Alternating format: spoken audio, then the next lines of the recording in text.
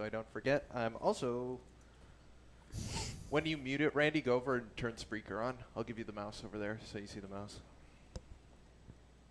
But OBS has started recording. Where is the Spreaker encoder now? On the video computer. Okay. Ba-da-da-da-ba-ba-da-ba. Ba-da-ba-da-ba-ba-da-ba. Why, where did you think it was? When you mute the mics. Yep.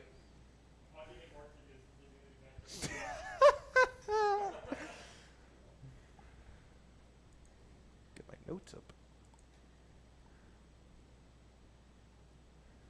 We are. I should also start the actual stream too. There we go.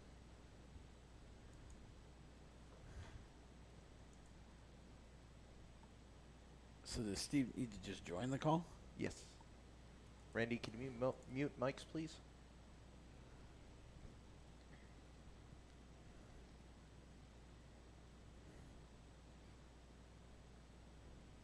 Or just tell Cisco when you're going to. Oh, Well, I mean, we're it live just went now. live, so. Hello, Facebook. No, mute it.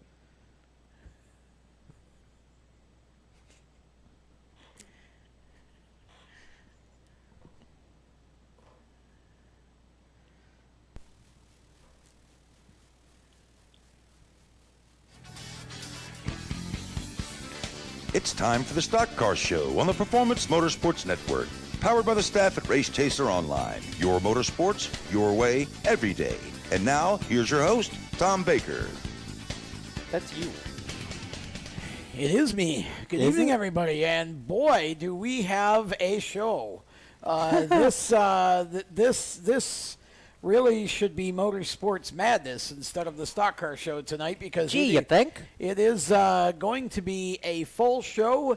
For those of you watching us live on Facebook, hello. Look at the camera, Jacob, not at the TV screen. The camera's over there. Whatever. Those are the people. He's That's new our to this. monitor. That's how that works. And Jacob's kind of new to all this video setup stuff for us. He's been... I get distracted by moving objects really easily. Yeah. You know, I've been here 4 years. You know this. Duh. well, we're in trouble tonight. No, hang on. We're not in trouble. Once we get going on the discussion, that's when we're in trouble. Yeah, well, I think it So started there's somebody already. in a whole lot more trouble than we are, let's be honest. Yeah. Not wrong. Well, yeah, let's get to that right off Let's the top. not, First because of all, we're forgetting somebody. hello, everyone. Well, I'm getting chill out over there, He's in Murdock. the corner. We'll get He's to in you. the corner over We'll there. get to you. We'll get to that. Hello, everyone, and welcome to the Stock Car Show here on Performance Motorsports Network, Spreaker, and, of course, on Facebook Live. My name is Tom Baker. I am the host of this 2-hour radio video extravaganza that we do every Monday night here. And You stole my word. well, it's mine now. Next to me, to my left, is Jacob Seelman. He writes for Speed Sport. He announces for Must See Racing. And that's where I was for the last 2 weeks. And that's where he was for the last 2 weeks. We could not see him because he was out of town. To my right is Chris Murdock. He and Cisco Scaramuzza are part of our video crew, tech crew, and they're just our multitaskers here. They were at Hickory over the weekend for the throwback race. We're going to talk about that too because that was a whole lot of fun. And then behind the glass in our tech room tonight, we have Randy Miller producing the show capably with his junior hat well in place on top of his head. And we have Brett Guzik over there. Brett is the shop engineer for Front Row Motorsports. So we'll talk to Brett about Michael McDowell's great run at Watkins Glen yesterday. And so we'll have Steve Ovens here in a moment as well. We're calling So him. we get going with the news of the day, which, this is one of those. Here we go. Yeah, this is one of those news stories that you just really don't quite know even where to begin. For those who have been away from social media all day and are just tuning in and haven't. You can't hide from Yeah, this. haven't heard the news. You can't. Yeah. It's Brian France has stepped down as the CEO of NASCAR following his arrest last night in the Hamptons. That's in New York State, for those of you who don't know.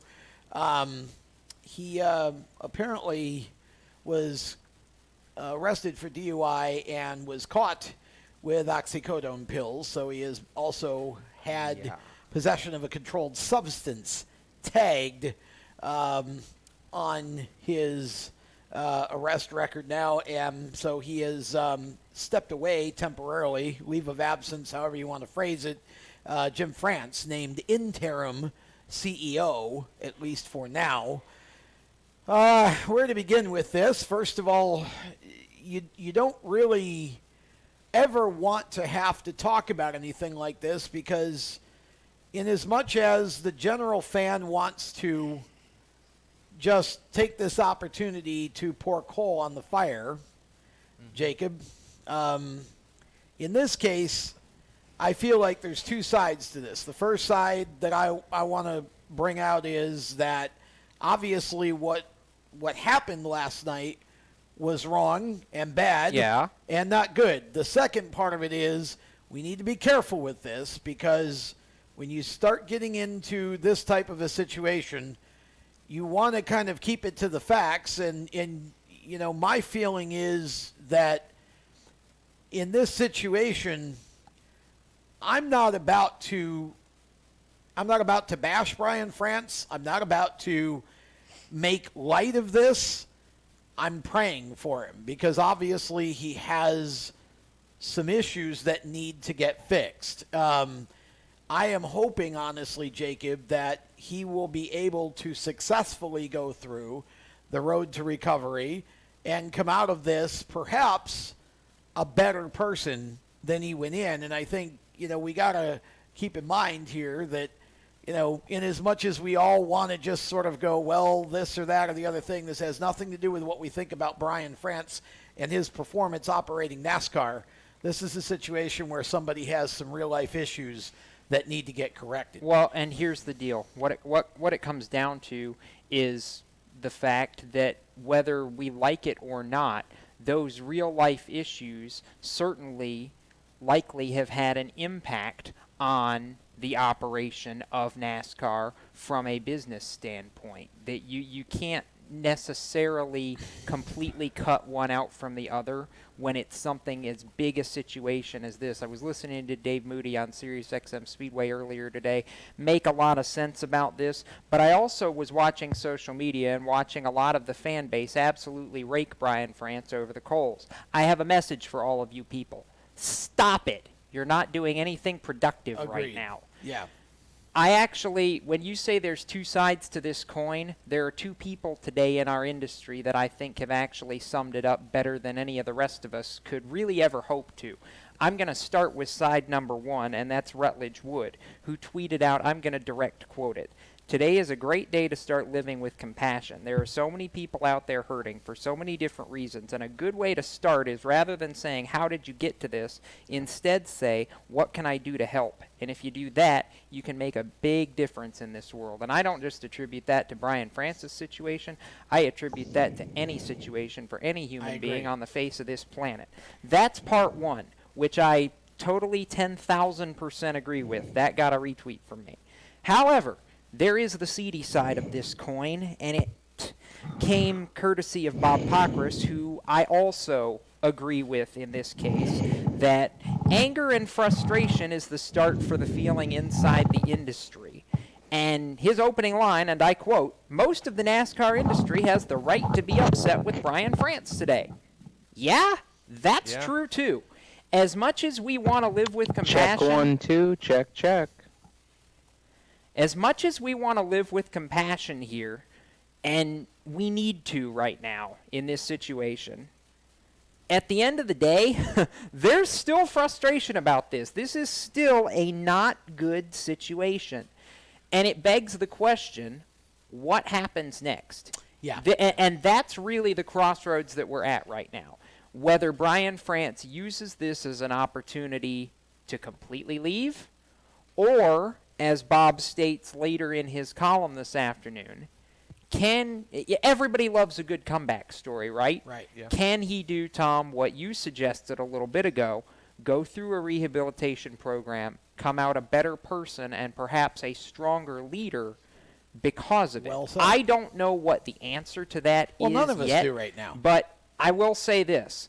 The first step in the right direction was Jim France taking the reins. Jim France, especially on the sports car side, but really even in all facets of the Daytona Beach Glass office, Jim France over the years has had an uncanny knack for coming into a room that needs order and taking charge Yep. and making order really quickly. Yep. He did it with the Grand Am ALMS merger in the sports car set. He did it with IMSA. And really, he did it more recently with NASCAR's acquisition of the ARCA Series. Yes. I think he can do it again here. This is a time when the sport needs a very, very solid foundation of leadership. I think Jim France can provide that. And as much as my heart hurts for the situation that Brian France is in, and I have a lot of sympathy for the situation he's in, and I hope, just like a lot of other people, that he gets through this and gets better out of all this. But frankly, I'm excited for as bad a circumstance as it is to see what Jim France can do with taking this sport forward, to see maybe whether good change can come out of a bad situation. As bad as this day today has been, that's what I'm looking at. That's what I'm motivated at 7-11 tonight. Yeah, Jacob, you hit the nail really on the head here, and I'll take somebody from our chat on Facebook Live as kind of a precursor for what I'm going to say. The industry has been mad at Brian France for a long time for some decisions he's made over the past few years, and the fan base isn't always totally on his side. So it makes it a little bit worse when a situation like this happens because, like you said, people like to rake him over the coals. Yeah. I'm going to say it like this and give the complete 100% facts. He messed up. Everybody has a fall from grace at some point, and like Tom said, he needs help. There have been drivers before him to do it, and I'm glad that he's taking the steps that he expects his drivers to take and taking a leave of absence and letting himself get help. Yeah. Exactly. Yep.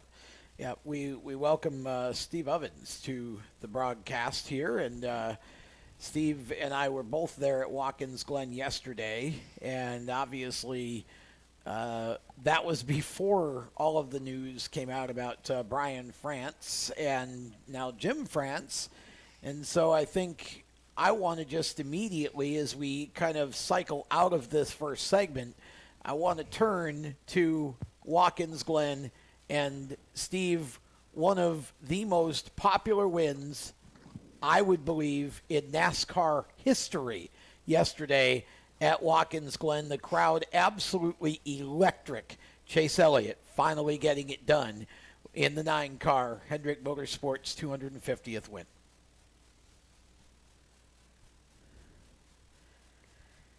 And with that, we'll step aside. When we come back, more of the Stock Car Show right after these words. You own a performance car and you know how to drive, but you want to learn real performance driving. Well, Bunky, get that car off the street and onto the track. Summit Point Motorsports Park, the Mid-Atlantic's premier road racing facility, located just over an hour from D.C. in nearby Summit Point, West Virginia, is the place to go. And you'll find that Friday at the Track is going to give you what you need. For less than a monthly car payment, you can attend this regularly scheduled one-day instructional event in your street car on one of Summit Point's 3 world-class road racing circuits. You'll receive classroom instruction, skid pad instruction in their cars, including front and rear skid control, and 4 20-minute in-your-car instructional sessions from a professional instructor. Have fun, go fast, and really learn how to drive. Call 304-725-8444 for class schedules and details. That's 304-725-8444. Friday at the Track at Summit Point Motorsports Park. Green light. Hey girl, school zone. I'm getting hungry. Car changing lanes. You want to meet me for pizza? Stop sign. Intersection clear. Yeah, street. Pizza sounds good. Ball in street? Girl in street! It's hard to concentrate on two things at once, like texting and driving. Stop the text, stop the wrecks. How will you stop texting and driving? Tell us at stoptextstopwrecks.org. Brought to you by the National Highway Traffic Safety Administration and the Ad Council. Here's an important message from RAD and this station.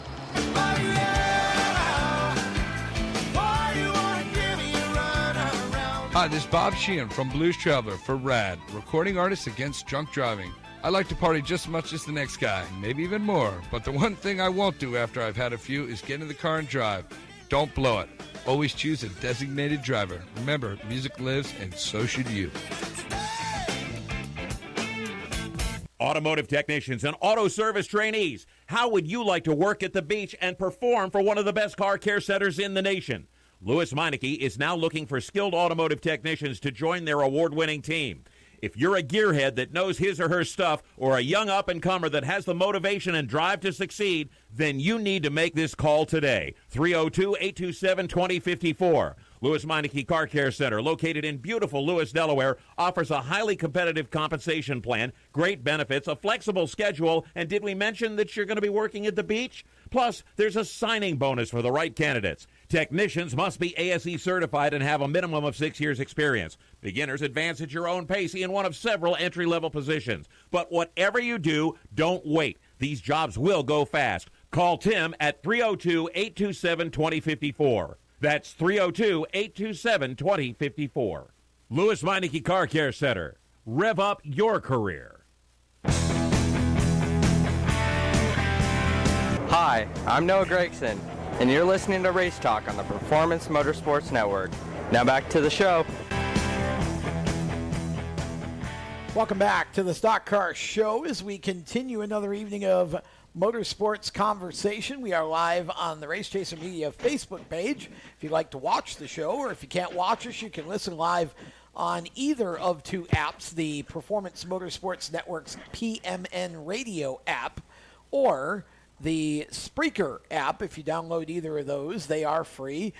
You can, if you download the Spreaker app, just search Race Chaser Radio. If you download the PMN Radio app and open it up, the show will just start playing for you. Either way, we are talking NASCAR, and we spent the first segment detailing the situation with NASCAR's management and Jim France stepping in on an interim basis for Brian France. We move on now to what I believe is one of the most popular wins in the history of the sport, and certainly it was a very popular win with the crowd at Watkins Glen yesterday.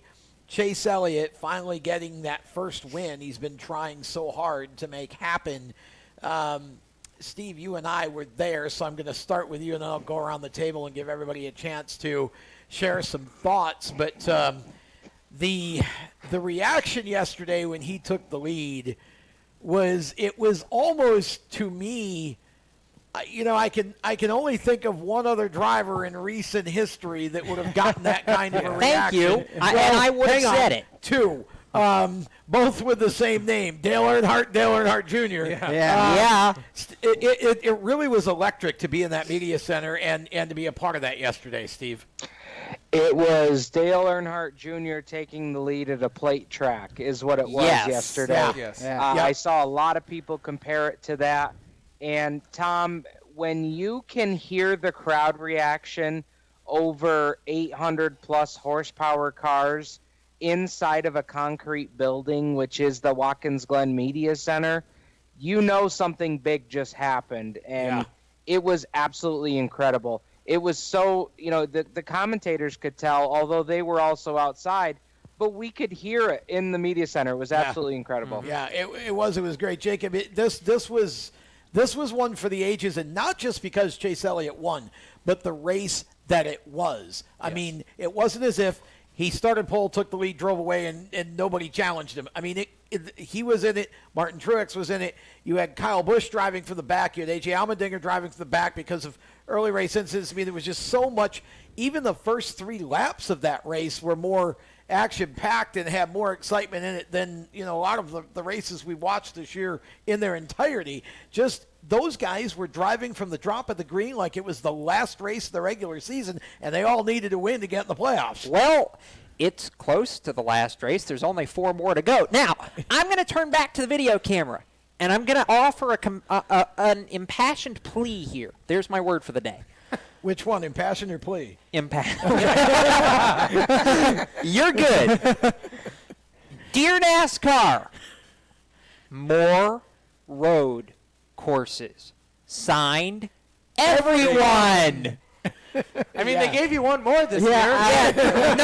No, Cisco. They gave us a fake road course. I want real road course racing. We don't even know if it's fake yet. We haven't got Charlotte Motor Speedway staff write to Jacob Seelman at. All right. Sorry, CMS. But Tom, Forgive me later. I want to interrupt here, Tom, because Jacob is not the only one that feels that way. Oh, I know. I just had to. Watkins Glen International President Michael Printup also feels that way. Yes, Michael Printup, by the way, also wants the boot before he's out at Watkins Glen. I'll remind people of that for the 3rd year in a row. Not the boot to get kicked out. No. The boot on the actual race. Let's clarify that. All right. That's going to happen. Yeah, and here's the deal. To actually now talk about the race for a minute. That race was beautiful. It was. Yes. Now, it really sucked in about the first 6 corners because A.J. Allmendinger ran into the back of Joey Logano and destroyed Joey's day, and it really ruined A.J.'s day, too, because that car was never the same afterwards. But after you got through all of that, you had Chase Elliott drive around Kyle Busch. Let's see, the big 3 can be beat. On a road course. I don't care what it was. I don't care what it was. Even on a road course, those 3 have been killing everybody this year. They can be beat. Chase Elliott proved it. Shush. Let me finish. Number 2, Chase versus Kyle in the first 2 stages was beautiful. Oh, it was great. Chase versus Martin in the last stage was beautiful. Fuel mileage at the end of the race was absolutely freaking fantastic and half the reason I love road courses. And it was fuel mileage without being boring, like a Michigan. I know! Unless, of course... You're the guy that runs out of fuel.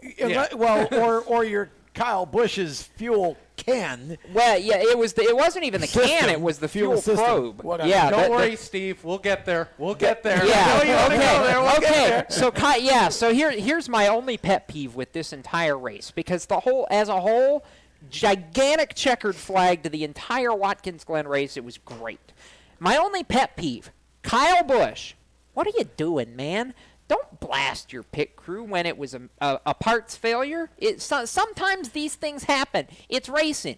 Deal with it, dude, and move on. I know this isn't the right segment for it, but there you go. Black flag, Kyle Busch, shut up. We've seen it at CMS, though, too. I mean, we saw the video circulating of him bashing his pit crew during the truck race back in CMS. When something goes wrong, Kyle Busch is always quick to jump on his pit crew. Always. I know. Yeah, and in this case, I agree. It wasn't the crew's fault at all.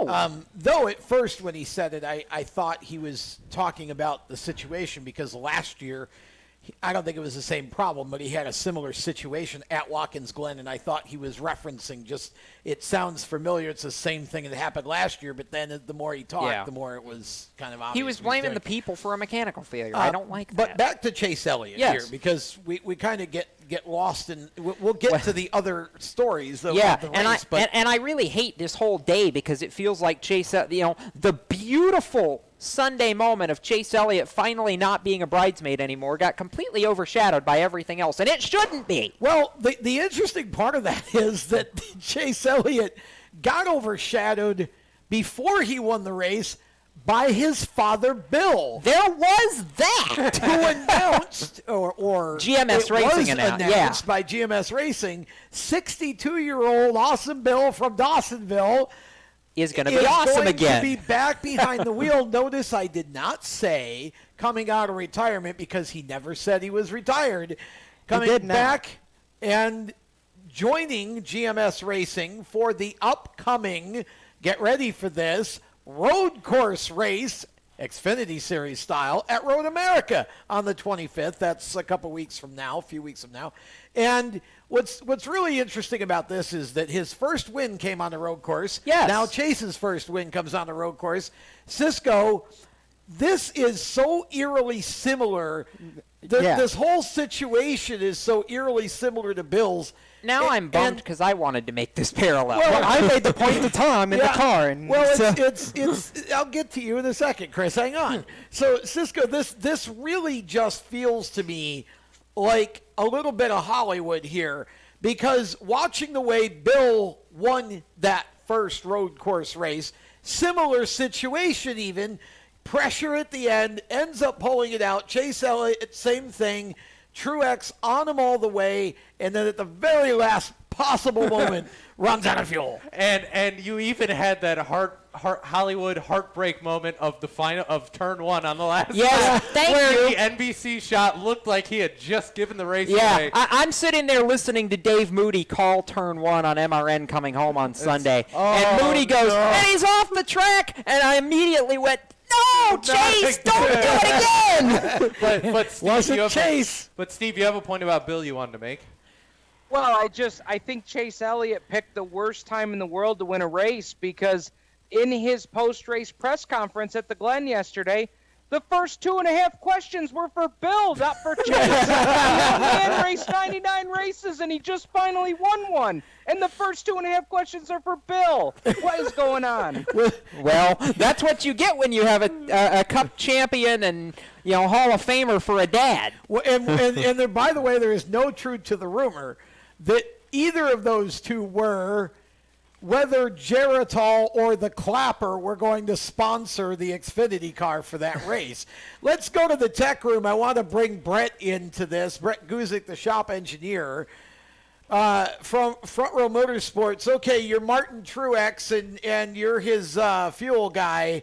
Do you still have a job today? What goes on in a race engineer's mind when you just watch your car run out of fuel with just a lap or two to go here? I mean, that's got to drive you guys nuts, right?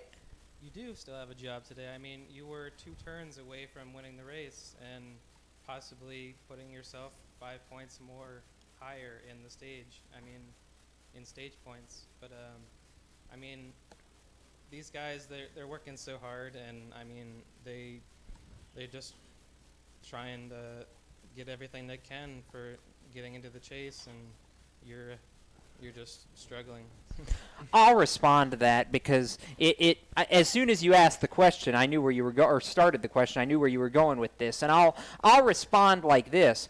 It's not even an issue of the fueler, because I would imagine there was probably fuel in that car, but the way you have to run Watkins Glen, the pickup. Well, no, I meant the engineers. When I said fuel guy, I was referring to the race engineer. That's why I brought him into that. It's the crew chief's job to do the math. No, it's not. No, it's actually the race engineer's job to do the math. I was going to say, right? it's nobody's fault, but Steve pointed it out on Facebook. Yes, Steve, I'm giving the black flag to the gas can. You called it yesterday. Hashtag black flag inanimate objects. Once again, thank you, Steve. That's Kyle Busch's gas can, though, not Martin Truex. But still, we need to get it in at some point. Well, and they didn't do too bad, because Truex still got across the line second. He did, yeah. And Kyle Busch drove through the pack. That's, get lost in all of this with Elliott and all of the other stuff, with the fact that both A.J. Allmendinger and Kyle Busch drove through the field on a road course. Okay. Yeah. Kyle ended up third. And Kyle ended up third.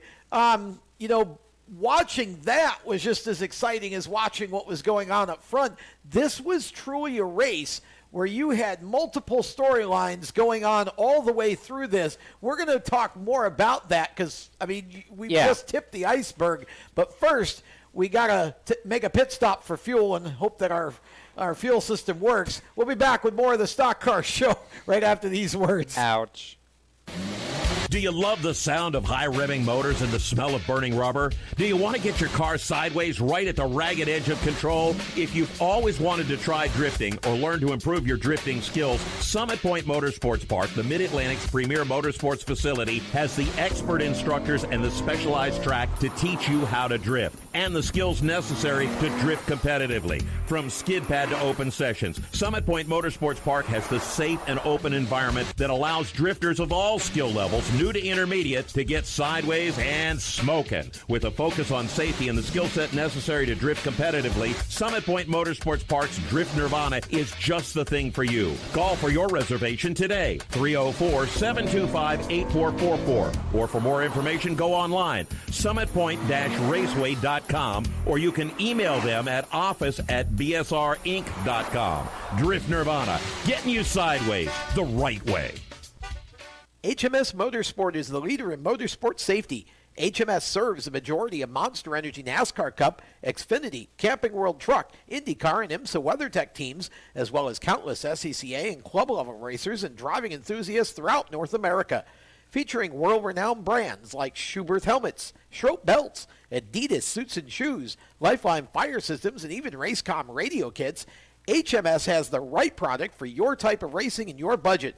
Their representatives are experts on only one thing, making your track driving as safe as possible. With locations in Mooresville, North Carolina, and Danvers, Massachusetts, the HMS staff is always ready to take the time to help you find the right product for your safety needs. Don't settle for second when it comes to motorsport safety. Stop in to HMS Motorsport. Visit them on their website at hmsmotorsport.com or send them a message on Facebook and tell them the folks from PMN Radio sent you. What an awesome game. What's up with your car? I don't know. It won't start. How are we getting home? Chill. My parents signed me up for the roadside assistance from Lewis Meineke. It was free with my oil change. They'd come and get the car started or get us home and tow the car to the shop. Good to know. With my driving, my parents never know what to expect. When you join the Meineke Car Care Club with a $35 preferred service, you get 4 free months of roadside assistance, including tire change, battery jump, lockout service, towing, and more. Contact Lewis Meineke, located on Route 1, or call 827-2054. When do you think of a plumber? Like most people, even if it's an emergency, you can be confident about who will arrive to help you. For quality and reliability, count on someone you can trust. Call on the plumbing services of Hague Quality Water of Maryland. Plumbing doesn't have to be an emergency. We handle all kinds of preventative maintenance too. Hague Quality Water of Maryland is family owned here in Annapolis since 1993. For a refreshing choice, call us at 888-84-WATER or visit us online. COPD, chronic obstructive pulmonary disease, is a lung disease that robs people of their ability to breathe. As many as 24 million Americans suffer from COPD, also known as chronic bronchitis or emphysema, and half of them don't know they have the disease. If you or someone you love is over 35 and has smoked more than 100 cigarettes in their lifetime, visit driveforcopd.org and take the screener, then take that to your doctor. I'm Jeff Stoltz, and I drive for COPD.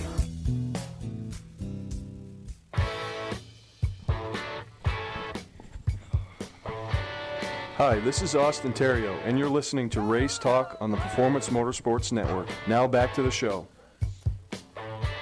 Welcome back to the Stock Car Show, presented by our friends at HMS Motorsport, the leaders in motorsports safety. You can find them on the web at hmsmotorsport.com, and got some news coming out about one of our HMS Motorsport colleagues, Austin Langenstein. Here we'll talk about on Thursday's show. Austin going to be getting behind the wheel and doing some dirt track racing at a very special event. We'll talk about that on Thursday's Motorsports Madness show.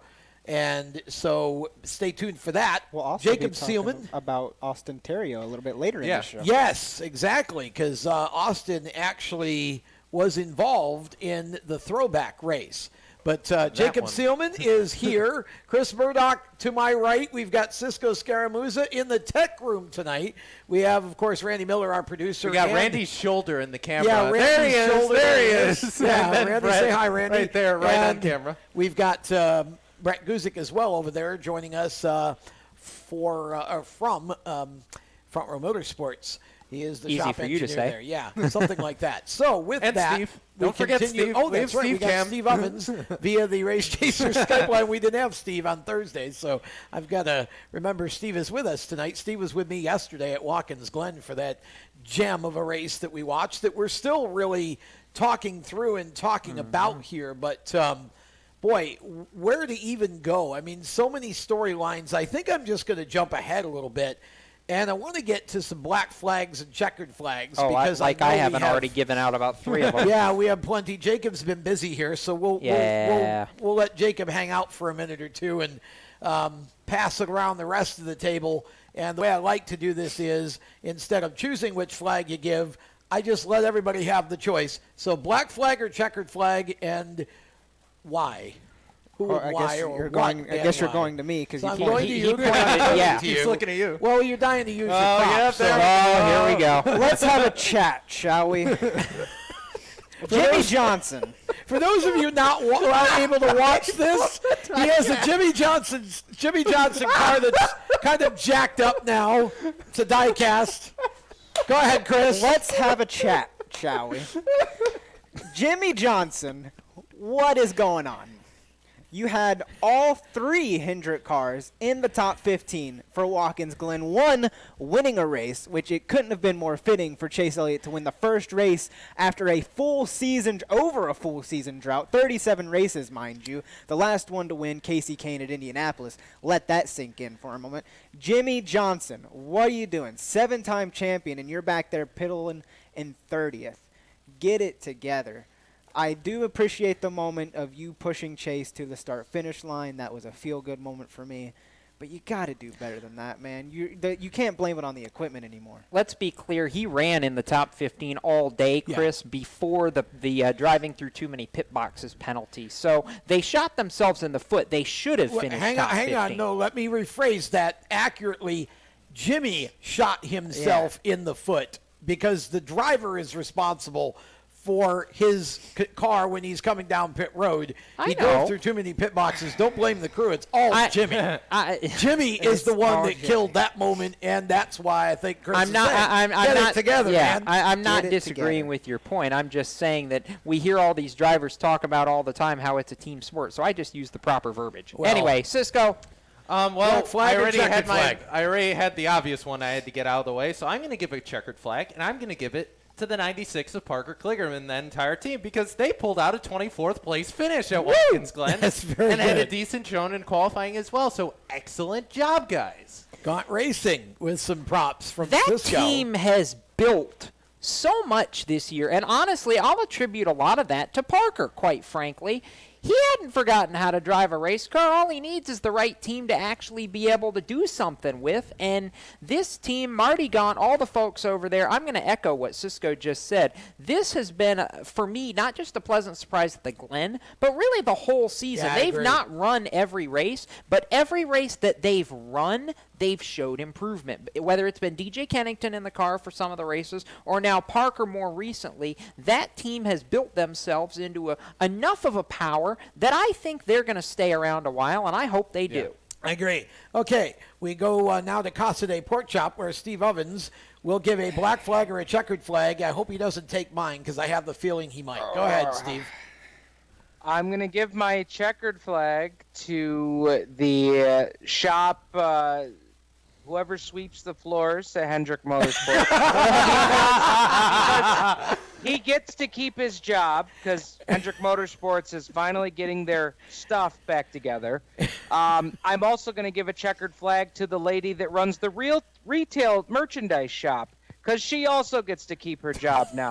HMS is in the win column. I'll tell you what, I think they're going to be selling a lot of Chase Elliott diecasts this week. I saw the smirk on your face when I pulled out the Jimmy Johnson diecast, Steve, so you appreciated that one. My black flag, I'm splitting my black flag between Jimmy Johnson and Chad Knaus, but the bigger black flag goes to all the jackwagons who took pictures and said, "Oh, Watkins Glen isn't a sellout. Look at all those empty seats." Yeah, that's fair. It was a sellout. All those tickets were sold. All the camping was sold.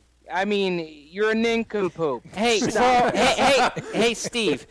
In Michael Printup's own words from a couple years ago, and I actually remember this because you and I had a conversation about it. In Michael Printup's own words, we sell our race fans a seat, but the way we have this track set up, we don't expect them to use it. Right. Well, and here's my point to that, Steve, of how the seating of Watkins Glen is actually done. It's kind of like a music festival, if you've ever been that. you can sell out the camping spots in the infield and around the track, but you got your general admission to where you can sit on the hills and sit down the track, and you got all of those seatings. You can't really sell out the general admission because they're just hillsides and some are grandstands and seats. So when they really announce sellout, they're talking more about the camping spots available. And the reserve seating is what it refers And, to. The reserved grandstand seating has been sold out for 4 years straight, people. Hey, okay? I'm going to say what I said earlier today, and I actually called into Sirius XM. Watkins Glen is the new Bristol. It really is. Now you think about it. And since you mentioned that, I'm going to interrupt the black flag and checkered flag. Well, no, you know what? I can keep this going. I'm giving a giant checkered flag to the fans of Watkins Glen who went to that race, and those who may not have. Here's what I mean. Never in my life of going to NASCAR races have I ever been in a situation where I get in my car, I leave the racetrack, I'm driving down the interstate into Pennsylvania. I get to the Welcome Center, and there's a whole line of people tailgating in their trucks and their cars at the Welcome Center, waiting for the haulers to go by so they can wave flags and whatever else. That's and awesome. Listen, I'm not done. This continued along the side of the road, up on the hills, all the way almost to the bottom of Pennsylvania. So all of you fans in the Northeast that were involved in that, you are real racing fans. Checkered flag to those people. It was really cool. I think next year, when I out on my way home, I think I'm going to get a big good wrench and a 3 and just like something portable I can stick on the side of my car so they'll all be waving at me too. Hey, can I give a checkered flag? Pretty Quickly. please. 8th place, William Byron. Heck of a job, dude. Yes. Not known nice. for his road racing props at all. He'll tell you as much, even going back to his Legends car days, with a car that, pun absolutely intended, hurts my eyes to look at. But wow. I'll tell you what, that boy drove his tail off to run top 10 almost all day, second highest Hendrick car behind Chase Elliott, who won the thing. Kid is showing some real improvement the second half of the year. He's not playoff contention this year, but I think he will be next year, and I think he's got staying power in that 24. I'm going to go to Brett real quick because I have a feeling Brett's going to give out a checkered flag to a car that's real close to him all week long and a driver, and he should. Brett, how about it? Actually, I think I'll fool you here. I'm going to give a checkered flag to something that is completely unrelated to NASCAR. I'm giving a checkered flag to Logan Seavey for wall riding himself. Yes! Yes! By anybody. Okay. And I talked to the kid. I talked to the kid earlier today. If you haven't seen the video, go to Logan Seavey at Logan_Seavey on Twitter. Save of the year in anything, as far as I'm concerned. When's the last time you saw midgets on ESPN? I'll answer that. Thursday Night Thunder. Until now, Logan Seavey put his car from Lanco's Clyde Martin Memorial Speedway on the Sports Center top 10, driving up on the catch fence to avoid the spinning car of his teammate Spencer Baston, and still finished third. This is the only time that you're going to see any of my home track on ESPN at any time. That's right. I forgot about that, Brett, but you're right. Okay. You DVR'd it, right, Brett? Yeah. Okay, since he did, I'm gonna. Checkered flag, Michael McDowell. Way to go, brother. I love seeing the Front Row Motorsports cars up there, not just because Brett works there, but because they're a great team and they work really hard. He finished in front of 9 NASCAR championships. Yes, just so you know. McDowell, a top 15 finish. That was outstanding for Michael McDowell at Watkins Glen yesterday. We've got more from the Glen. We've still got Hickory's throwback race to talk about. And we've got, wait for it, Bowman Gray Stadium controversy. We'll talk about that before this show's over, too. Stick around. You're listening to the Stock Car Show, presented by HMS Motorsport, the leaders in motorsport safety. We'll be right back. Everywhere you go, you hear it, and you see it. It's coming at you through your phone, your tablet, and your computer. It's broadcast from your favorite radio station, TV networks, and cable companies. It's in the stadiums, the arenas, the ballparks. It screams for your attention at the mall. It's interactive on Main Street. It's even coming at you from the gas pump at the nearby convenience store. What is it? It's digital content. It's digital content. It's digital content. Somebody has to create it. Somebody has to manage it. So whether your dream is to write it, design it, create it, call it, produce it, voice it, host it, light it, shoot it, switch it, record it, color correct it, edit it, code it, repurpose it, tweet it, blog it, post it, compress it, upload it, replay it, or make sure it gets to where it's got to go when it's got to get there in the format it's got to be in, you need to attend Carolina School of Broadcasting. The skills you will learn, the experience you will get, and the connections you will make at Carolina School of Broadcasting will open the doors to the career you want in digital content creation and digital content management. Call or come by today. Click csbradiotv.edu. Parents, your son or daughter has had their license for a while now, but you want to make sure they're prepared for any situation they may face on the road. High school driver's ed doesn't teach them to drive defensively. They need to be prepared for any highway emergency. For less than a month's insurance, and a whole lot less, BSR instructors at Summit Point Motorsports Park in nearby Summit Point, West Virginia, will teach your son or daughter how to respond instantly and positively to unexpected situations on the road. BSR's specialized accident avoidance training teaches swerve to avoid maneuvers at highway speed, ocular driving, which focuses driving attention on ways to avoid accidents, vehicle dynamics and feedback, skid control and skid recovery, threshold braking on straights and progressive braking on curves, and off-road recovery techniques. This is stuff driver's ed simply doesn't teach. So call BSR today, 304-725-8444. Give your kid the skill set needed to drive safely and responsibly on the highway. That's 304-725-8444. This is a test to find out if you know it all when it comes to children. Name one of the leading killers of U.S. children age 1 to 13. What's the best way to protect children in a car crash? At what age and size should a child start using a booster seat? Don't assume you know it all when it comes to car seats for your child. Go to safercar.gov/the-right-seat and know for sure. Brought to you by the National Highway Traffic Safety Administration and the Ad Council. Hi, I'm Ben Rhodes, and you're listening to the Performance Motorsports Network, the voice of motorsports.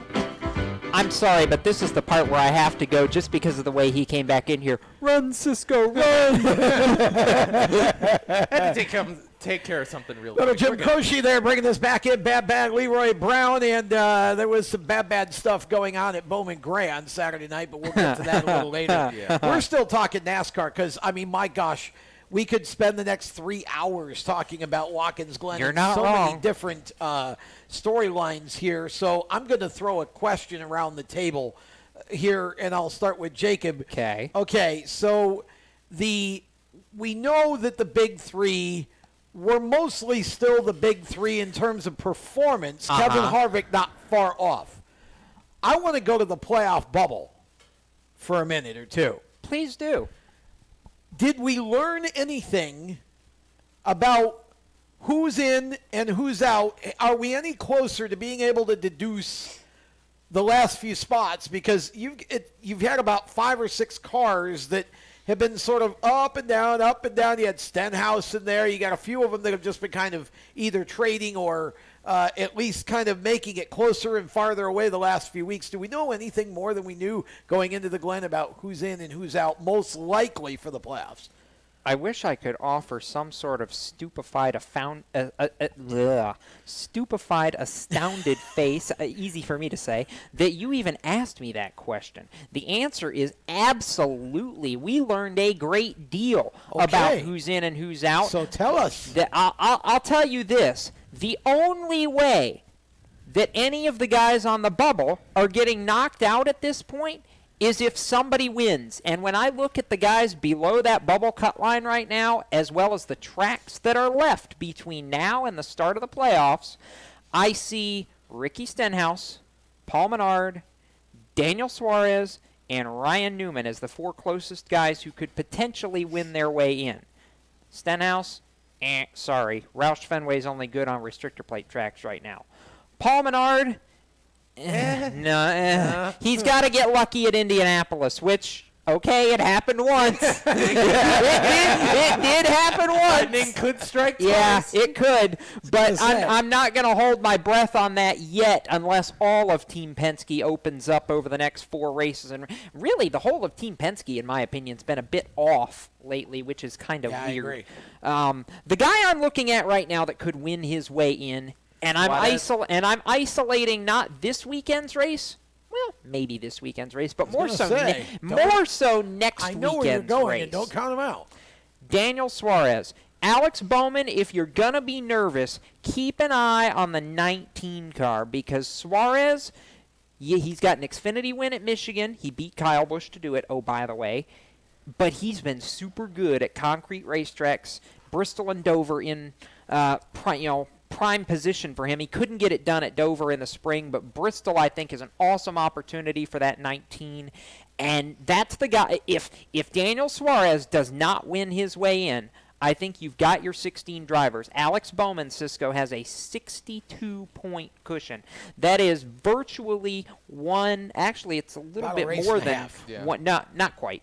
It's 60 points for if you sweep a race. So you can make up 59 points in one race. So my thoughts here is Bowman. It's a little more than one race right now, Cisco, that Bowman's got in points over the cutoff. Unless Suarez wins, we got what we got. Yeah, and Suarez, keep in mind, I mean, we have the railroad crossing over there. The momentum train is flying right now for Suarez. It is. So, I give plenty of credit where credit's due. What he's done the last few weeks, second at Pocono, now fourth that at looks like Watkins Carl's Glen. car when he was in the Final Four. I agree. Now, I don't think so. God bless him. I'd love to see it for Daniel. I don't believe he's going to be able to capitalize enough to make a playoff push this year, but I think everybody ought to be afraid of that 19 car next year. And if I'm wrong and he can sneak his way into the playoffs, look out, because that team could be dangerous. Yeah. Steve? I think we learned that Chase Elliott in the 9 car is going to be that 4th car going to Homestead this year. Bull. That's what we absolutely not. Hang on. Steve, here's what's funny. Steve went from about 2 months ago calling Hendrick Motorsports, mostly the 48 team, but he was ready to fire the janitor at Hendrick Motorsports, called him a dumpster fire. Now he's got Chase Elliott after 1 win being the 4th guy to Homestead. Steve, I can't wait to hear the explanation for this change in thinking. Well, there's no change in thinking on the 48. I want to be clear about that. That's still a dumpster fire. It's been a dumpster fire. It always will be a dumpster fire. Until we split Jimmy and Chad up, that's going to be a dumpster fire. Wow. The 9 car guys, look, the rumor this weekend at Watkins Glen was that in that shop, there have been some changes to those chassis. There has been work happening, and Watkins Glen is going to be the tip of the iceberg for the 9 car.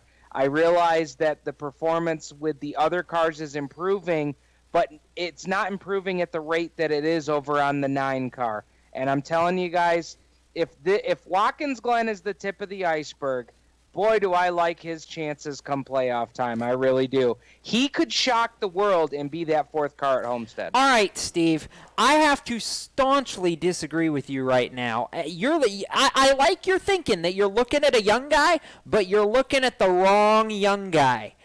I look at the guy who, okay, he didn't win Watkins Glen, but he's been a whole lot closer, a whole lot more consistently to winning multiple races recently than Chase Elliott has been. If you want my pick right now for who's going to be the 4th guy, sorry, Chair, at Homestead, Eric Jones.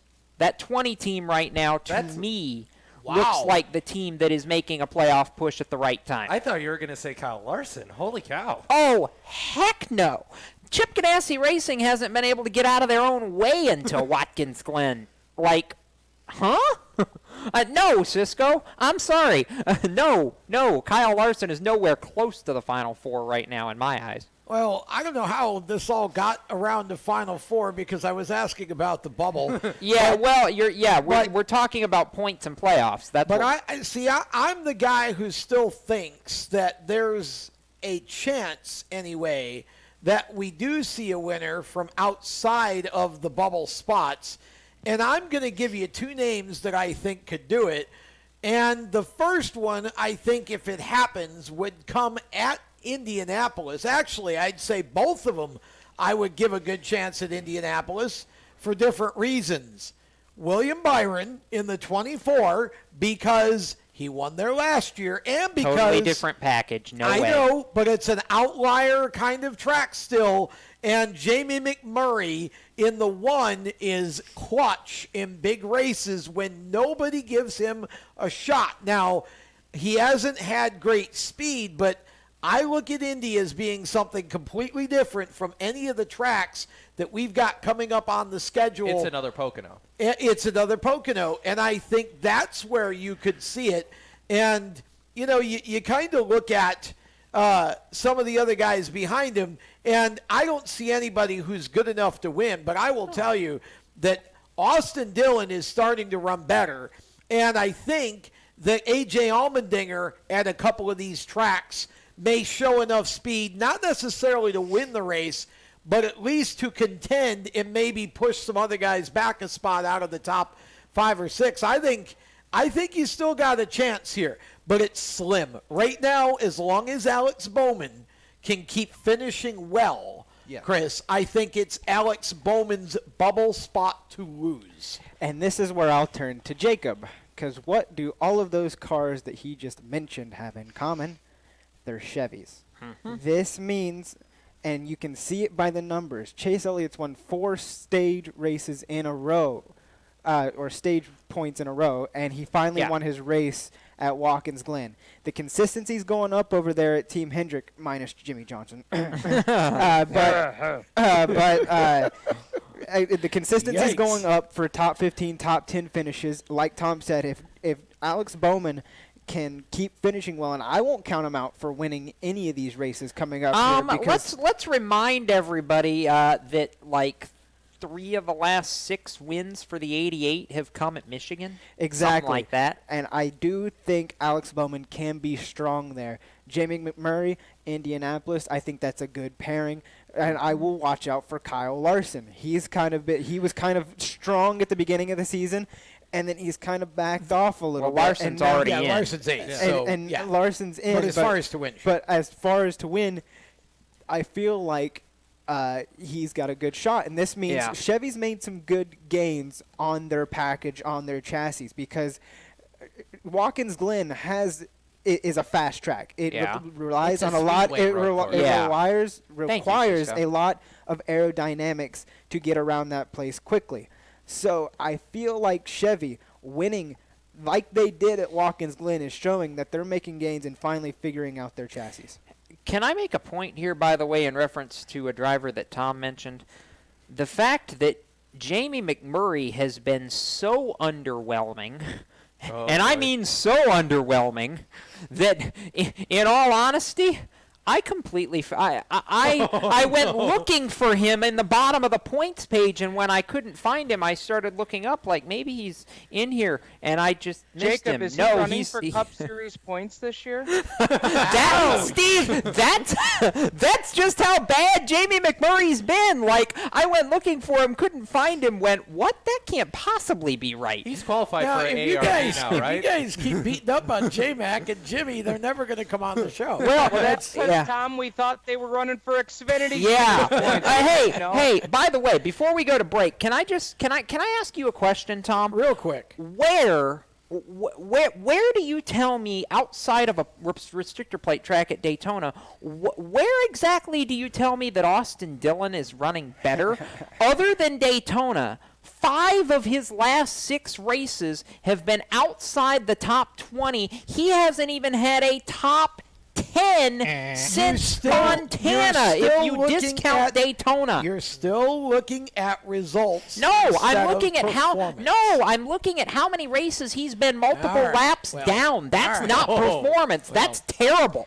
At any rate, we're going to take a break. When we come back, more of the Stock Car Show presented by HMS Motorsport, the leaders in motorsport safety. We'll be back in just a moment.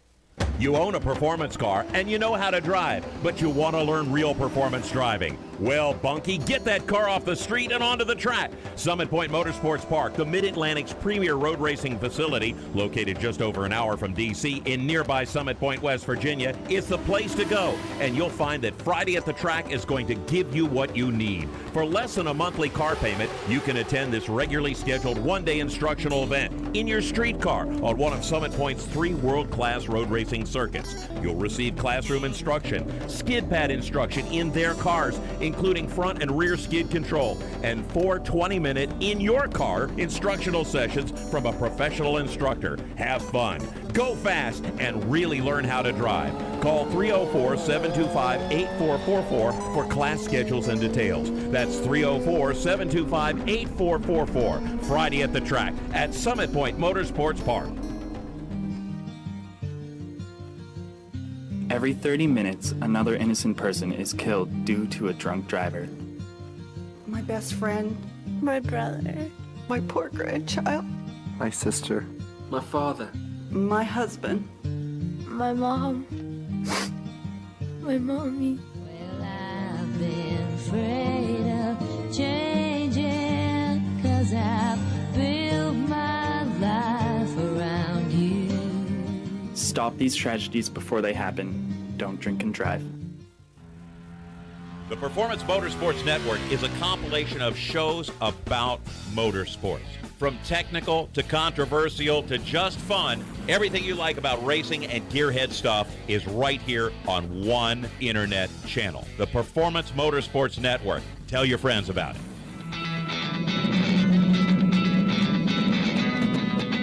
Hi, I'm Reed Sorensen. Racing has been a part of me and my family for as long as I can remember. I had to make tough choices early on to get to the top. It took hard work and dedication. But it's those tough choices that helped me prepare for challenges I would face as a cup driver. Make the right choices today and be ready for the challenges tomorrow. This message is brought to you by the U.S. Air Force.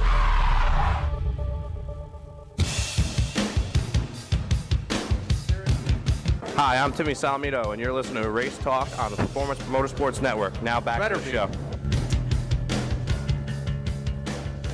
Welcome back to the Stock Car Show. We're on the Performance Motorsports Network, Spreaker, and, of course, live on our Race Chaser Media Facebook page as well if you'd like to actually watch us live instead of just listening to us.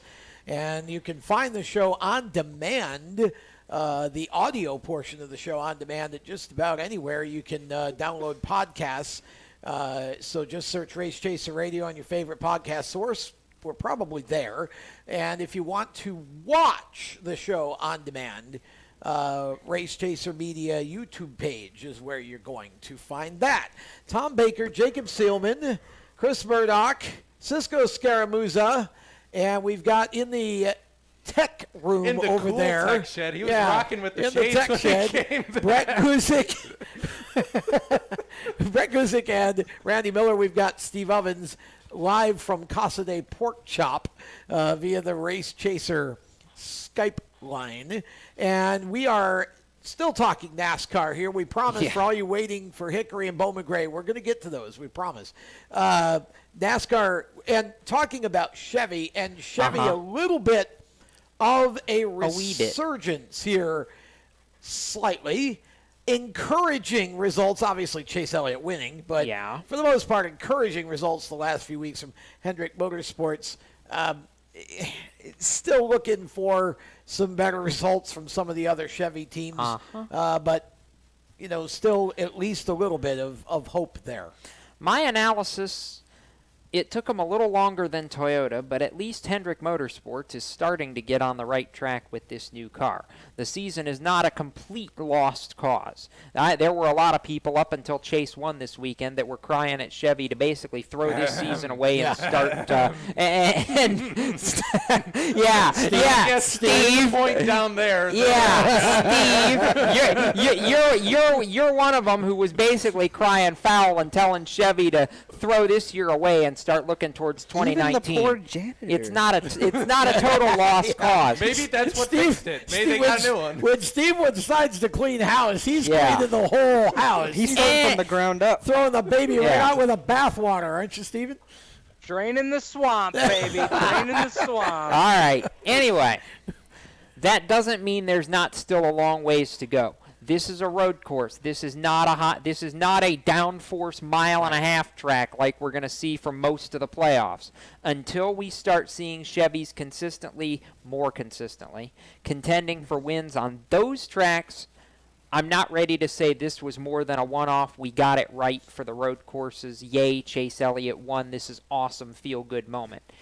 But if this starts being more consistent going into the next 4, 5, 6 weeks, then, hey, maybe we got something going, and maybe there's hope for Chevrolet in the points battle yet. But the jury's still out as far as I'm concerned. The other manufacturer point I'm going to make here, everybody needs to be psyched because Thursday, not too long before we're back on for another show, we're going to unveil the brand new for 2019 Ford Mustang for the Monster Energy NASCAR Cup Series. And I'm not a Ford guy personally, but I'm psyched to see this, and I'm psyched for the muscle car rivalry to come back between the Camaro and the Mustang at the top level of the sport. That, to me, I think is going to ignite a lot of passion again for a lot of race fans, and we could get to have some real fun stuff going on next year. They just have to make sure they stay on the road and they don't swerve off into the sidewalk or something. You know? Yes. I'm going to go over to the tech room and bring Brett back in here because being an engineer, I'm curious, Brett. You're unveiling the new Mustang on Thursday. Have you guys already been kind of talking about this, working on the engineering part of this?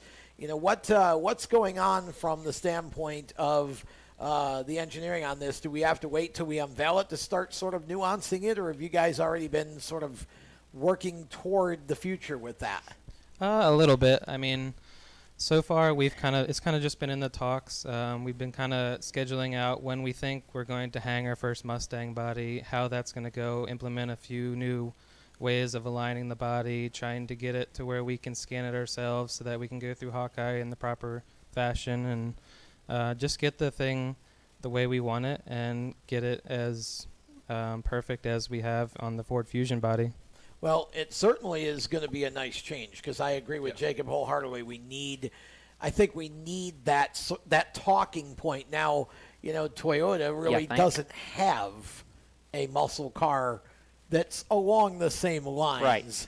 So they're trying it in the Xfinity Series with the Supra, which is the closest thing to a muscle car that they've got. It's more of a sports car, so to speak. And keep in mind, the Camry's the sportiest of any of the cars in that sector in the market. You're not wrong. Because they're the only ones who offer a V6 in there. So yeah, fair. I would call it a muscle car light. Toyota Supra is a muscle car light. You know, I honestly think this is going to be great for the sport, and it is going to be fun to see what kind of performance this can make for Ford. I personally believe, coming back to current here, going to Michigan, I think this is a Ford race. I think this is a track where you see Kevin Harvick storm back. You see all the Stewart-Haas cars up front. I think you'll see the Penske cars run well.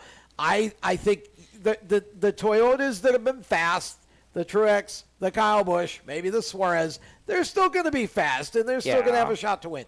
But I think, to me, Alex Bowman, I'd love to see it. Not confident, Cisco, that Bowman gets this done. That team knows how to win at Michigan. Though I want to point out the track record at Michigan, if you go through the previous Cup winners, Clint Boyer, Kyle Larson, yeah. Larson's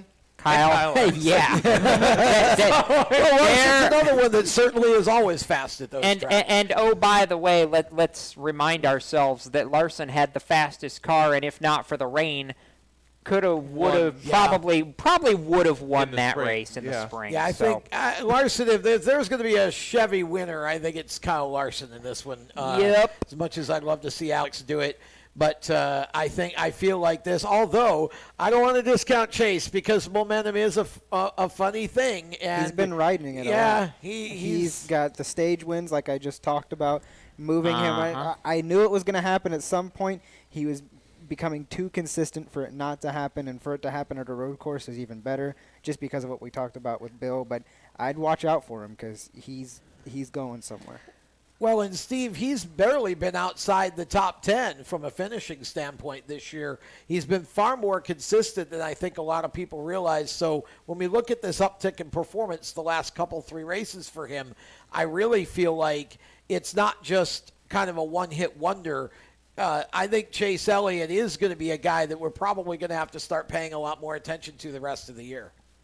I agree, and I think that in the races where maybe they didn't get the finish that really showed how they ran, I think you got to look at that too, because there's certainly been plenty of those where they've had a great day, they've had a fast car, they've run up front, and then this happens. I mean, look at the plate tracks. My goodness, if they could have pulled a top 5, a top 10 instead of taking home a wrecked race car, I mean, we could be talking about a little bit different season for these guys. Yeah, I agree.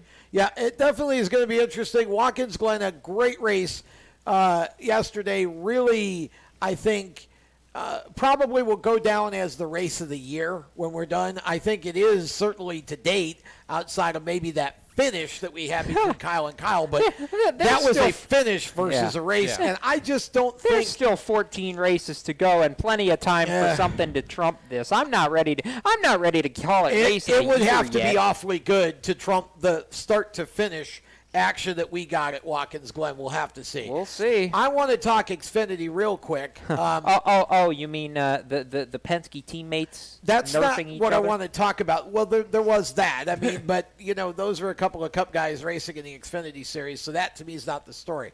Let me tell you the story of that race. His name is Ryan Preece, and okay, hold.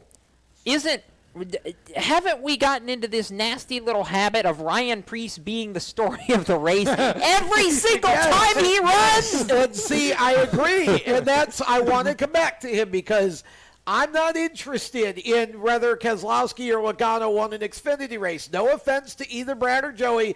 It's just not a thing for me personally. I am interested in the fact that a modified guy who doesn't run a lot of road courses got into a good car on a fast road course and looked very, very good, finished in the top 5, and put on a whale of a show, as Ryan Preece always does, which brings me back to it almost seems like weekly plea, will someone please put this guy in a full-time ride for 2019 that can win? Thank you very takes money. Much.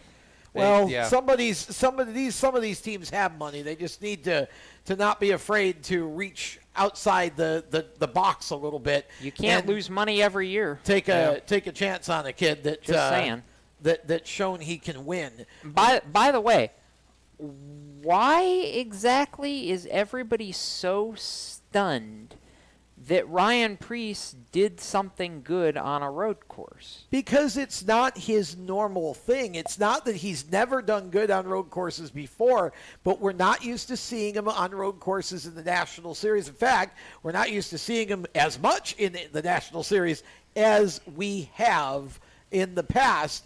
And this is really going to be, I think, an opportunity now for him to show, all right, I've done this on short tracks, I've done this on big tracks, and now I've just went and ran in the top 5 on a road course and ran with even some Cup guys. Yeah, I'm trying to go back and look off the top of my head and see if Preece had actually been around when the Whelen Tour was still running on road courses, because they ran even up into the mid to late 2000s, several road course races in the Tour, and I'm not. Yeah, he did. He did. He ran when the Tour was running Lime Rock. Yeah. So it's not that Ryan's bad on road courses. He's done it in the past and done it extremely successfully. But it's been a while since he's had to do very much Old of it. Spice Speedway doesn't exist in real life, so yeah, they can't really. run that. Exactly. Those were the days, though, Jacob, when you had guys like Jan Leedy running at Watkins Glen being the guy. Yep. That's yeah. the thing. I mean, I go back to that race that he ran in, I think it was 2010, comes to mind, at Lime Rock Park. I mean, Ryan ran 4th that day, and I would argue, probably could have, should have won the race. I mean, you look at the 3 guys that finished ahead of him that day. Ronnie Silk, who was in the car that Ryan's running now, by the way, the Partridge 6, Todd Zegedy, who's in the car that Doug Coby's driving now, and some guy by the name of Dale Quarterly that Tom likes to preach every time he shows up in a modified or a K&N East race, who's kind of sort of really good on road courses. He is that. We're going to step aside. When we come back, there was a K&N Pro Series East road course race, and Will Rogers didn't win. In the rain, by the way. My goodness. We're going to talk about that and talk about who did win. It was a trucker. We'll give you that hint. More of the Stock Car Show right around the turn, presented by HMS Motorsport. Stick around. How to be a great dad in 15 seconds. Bike ride, go fish, walk in the park, phone call, milkshake, play catch, picnic, fly a kite, tell jokes, laugh, talk, read a story, tell a story, bumper car, swing set, bowling, pillow fight, cut loose, stay tight. Whew. Because the smallest moments can have the biggest impact on a child's life. Take time to be a dad today. Call 877-4DAD-411 or visit fatherhood.gov. Brought to you by the U.S. Department of Health and Human Services and the Ad Council.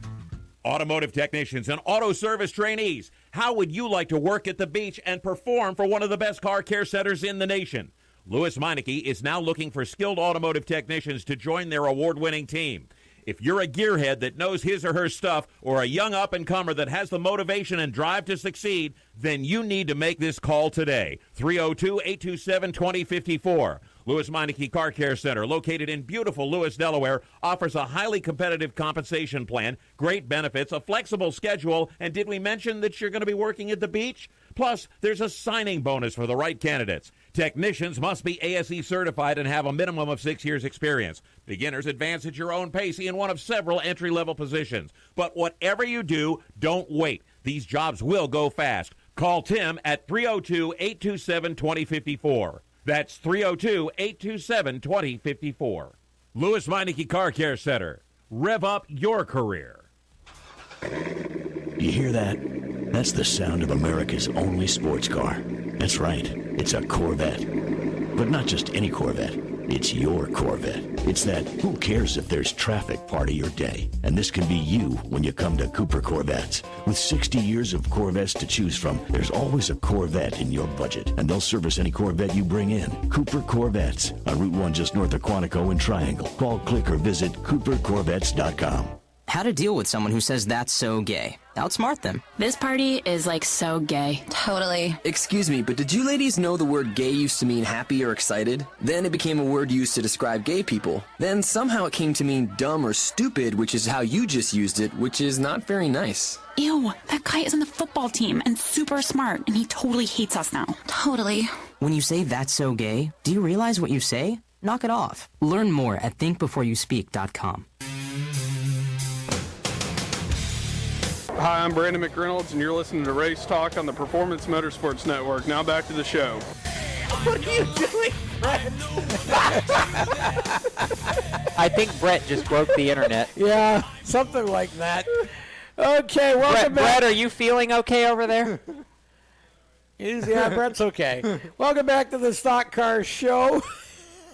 We're live on Spreaker, the Performance Motorsports Network, and, of course, via video feed through to our Race Chaser Media Facebook. And we're going to talk K&M Pro Series East now. They ran at Watkins Glen on the road course. In the rain. In the rain. I hate rain racing. And Will Rogers actually didn't win. I guess it took a rain shower and a Truck Series racer to keep him out of victory lane. Brett Moffitt getting the win. Look, it's tough because Brett's desperate. Brett's trying to audition for, to make sure he has something for next year in case things don't work out the way they need to over with his current truck team. But he did get the win, and this was, I thought, an interesting event because of the rain, and it was even more interesting that I think somehow, perhaps, maybe, the rain actually helped Sam Mayer. And Sam, to me, we'll get to the winner. I want to talk about Sam for a minute. Sam's run in the rain a number of times at Charlotte and Legends car races. And, this is one of those moments where, as much as I hate seeing the Legends run in the rain, I think somehow it at least probably helped Sam feel a little more comfortable. And to go out and run fifth and do what he did and beat Cup racers and other accomplished racers, the way that he did, I think Sam Mayer gets the checkered flag from me for that race, though I'm happy to see Brett win it. Sam just did a great job. Speaking of Sam, he's been so well, and we saw him do so well in the Bojangles Summer Shootout like you were talking Champions about. belt. Yeah, and champion. and he got the championship. And we see him move up to K&N and then finish 5th in the rain at a road course in a car that's vastly different than a Legends car. It's a whole lot bigger. Oh, yeah.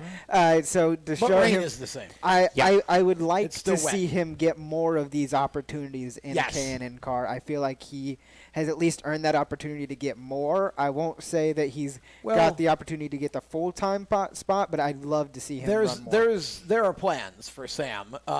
This is just kind of a transitional for him. He ran an ARCA race earlier in the year and finished 10th, and has run K&N and has done very well in that.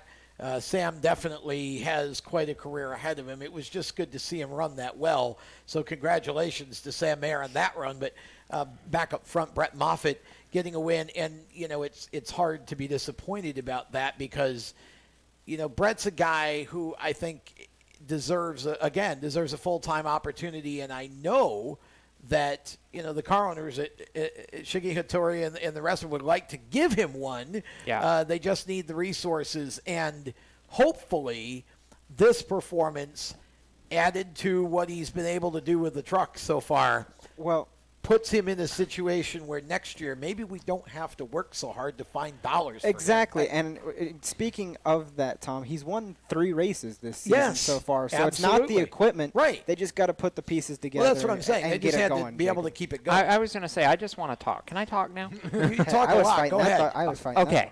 Yeah. You were fighting for space. I get it. All right. Arguing over space. All right. It's a straighter thing. Fight. Why do I have to be stuck talking about Brett Moffitt? Can't I talk about Sam Mayer for a minute? Because I had a really good point when you started talking about rain racing. Well, you can, but I thought you were going to jump in on the Moffitt conversation. Well, no, I wanted to talk about Mayer before Chris spun off onto Brett Moffitt. Go ahead. All right, so here's the deal. I'm going to add to Tom's point and saying that Sam, I think, had more experience racing a race car in the rain than probably the rest of the K&M Pro Series East field put together. Yes. Running a Legends car in the rain actually teaches you some things once in a while. And to me, it taught him enough to absolutely shine in that race. And that, I think, is a look into the future of what we're going to see out of Sam Mayer very, very, very soon, because he was, I think, in his element in that race, and I was very impressed by that. I personally, unlike Tom, like rain racing as a variable because I think it brings the drivers out a little bit more than just dry racing on a road course, just saying. But as far as Brett Moffitt's concerned, he's desperate right now. Yeah, he is. He's trying to find anything and everything. He was driving for his truck team, which this I'm kind of okay with because actually when Hickory Racing Enterprises was really just starting getting going, they were in predominantly the K&M Pro Series East, what was then the Busch North Series, first, before they did all their national stuff. So I'm kind of okay with this since they've had a long-time presence in the K&N East. I mean, yeah, okay, it's Moffitt. He's still an interloper, but he needs a ride badly because I don't think Hickory... God bless Shiggy Hattori for what he's done, but I'm worried they won't be able to keep it going forever. And after this year, I don't necessarily know what happens to Brett Moffitt. So he's got to do something. This is a good way to do it. Winning races is a great way to do that. And Chris is looking at his screen like he's concerned about something. No, he was. I was just passing a note to me. I was passing a note that showed up in our Facebook From comments Ron section that says there are 3 more K&N races to come for young Sam Mayer and 1 more ARCA race on his schedule this year. Yeah. So, Hi, Rod. Yep, Rod Wortham from Raceface Brand Development. And, of course, Sam, a Raceface driver, and doing very well for them, I might add. Yeah, thanks. I want to get back to Moffitt just for a second. Gunma Toyopet? Oh, I can explain this for you. Please do, because I was busy all weekend I was gonna and say, missed that. Toyopet is actually the name of Toyota when translated into English when they first were imported into the country after World War II. I see. So, and Gunma refers to the region kind of just outside Tokyo. Are you familiar with the circuit of Tsukuba? Yes. Yes, it's kind of towards that sort of area. Okay. Gunma is actually kind of similar to the area where Initial D in the anime from the 90s took place. So kind of that area of Tokyo. So that's where that comes from. It was literally a Toyota car, but they just changed the name. It was almost a throwback in a way. This Japanese lesson brought to you by Cisco Scaramuzza. More random auto industry knowledge for you there. From Cuba, who is Cuban and not Japanese, I might point out. Let's run through the top 5 here, because I want a couple of stories here. Brett Moffitt, we talked about getting the win, and Will Rogers finishing in second. If he doesn't win, he finishes second. Yeah. Scott Heckert finishes third. In his first K&N race in a while. That's correct, and I want to talk about that. In the Wayland 31, too. In the Marsh car. Here's a driver who's been doing some road course racing. A lot of road course racing. Just not in K&N, and this was one of his strengths before. In fact, Scott, I think, might have won, if I remember, 3 in a row himself, or at least it seemed like he did. Back when he was driving for HMS, I know he won a couple. But HMS. H. Scott Racing. H. Scott Motorsports, which HSM. Yes, HSM. Okay. We have too many HMS abbreviations that changes between those. Anyway, that team he was driving for, it was really good. Brett just got bonus points for that. What? Say that again, Brett? He said SMH. So Heckert third, Spencer Davis finishing fourth in a Danny Watts car. Yeah, great run for Spencer. And Mayer finishing in fifth. And by the way, we said he beat some heavy hitters. Bubba Wallace finishing in sixth. Tyler Ankrum, the points leader, seventh. Harrison Burton finishing in ninth. Dale Quarterly, wait a minute, Ernie Francis Jr., 11th. Yeah, can somebody explain to me where, did we have a race and nobody told Ernie to show up? He was out to lunch. What? Yeah, not a great day for Ernie. And this was a road course in the rain, which is something he's dealt with. He's done that in Trans Am for years. Yeah, Dale Quarterly, 13th. Eric Jones was in the race, 19th. Noah Gregson finishing in 20th, right behind him, both in David Gilliland cars. So when we say Sam Mayer beat some heavy hitters, we're not kidding. Great run for Sam in that one. And by the way, I was going to say Vargas had a horrible day. Not Ryan a good Vargas day for not good in the rain, which he was in earlier, as we saw on his Instagram. He's still continuing to drive through the rain. Not good for Ryan. Top 5 in points real quick. Tyler Ankrum leads Tyler Dipple by 45 points now. A lot of points. A full race. Yep, full race. Ronnie Bassett third, Ruben Garcia Jr. fourth, and Anthony Alfredo has snuck up into the top 5. Again, 102 points back there in the K&M Pro Series East. So unless they lock Tyler Ankrum in a closet, he's going to win the championship. Yeah, and you weren't here, but we had him on last week, and he finally acquiesced to the idea that, yes, we are going to finish the series. Duh. To nobody's I would hope so. It took them all that time to make the decision. They had to think on it. Yeah, there comes that point.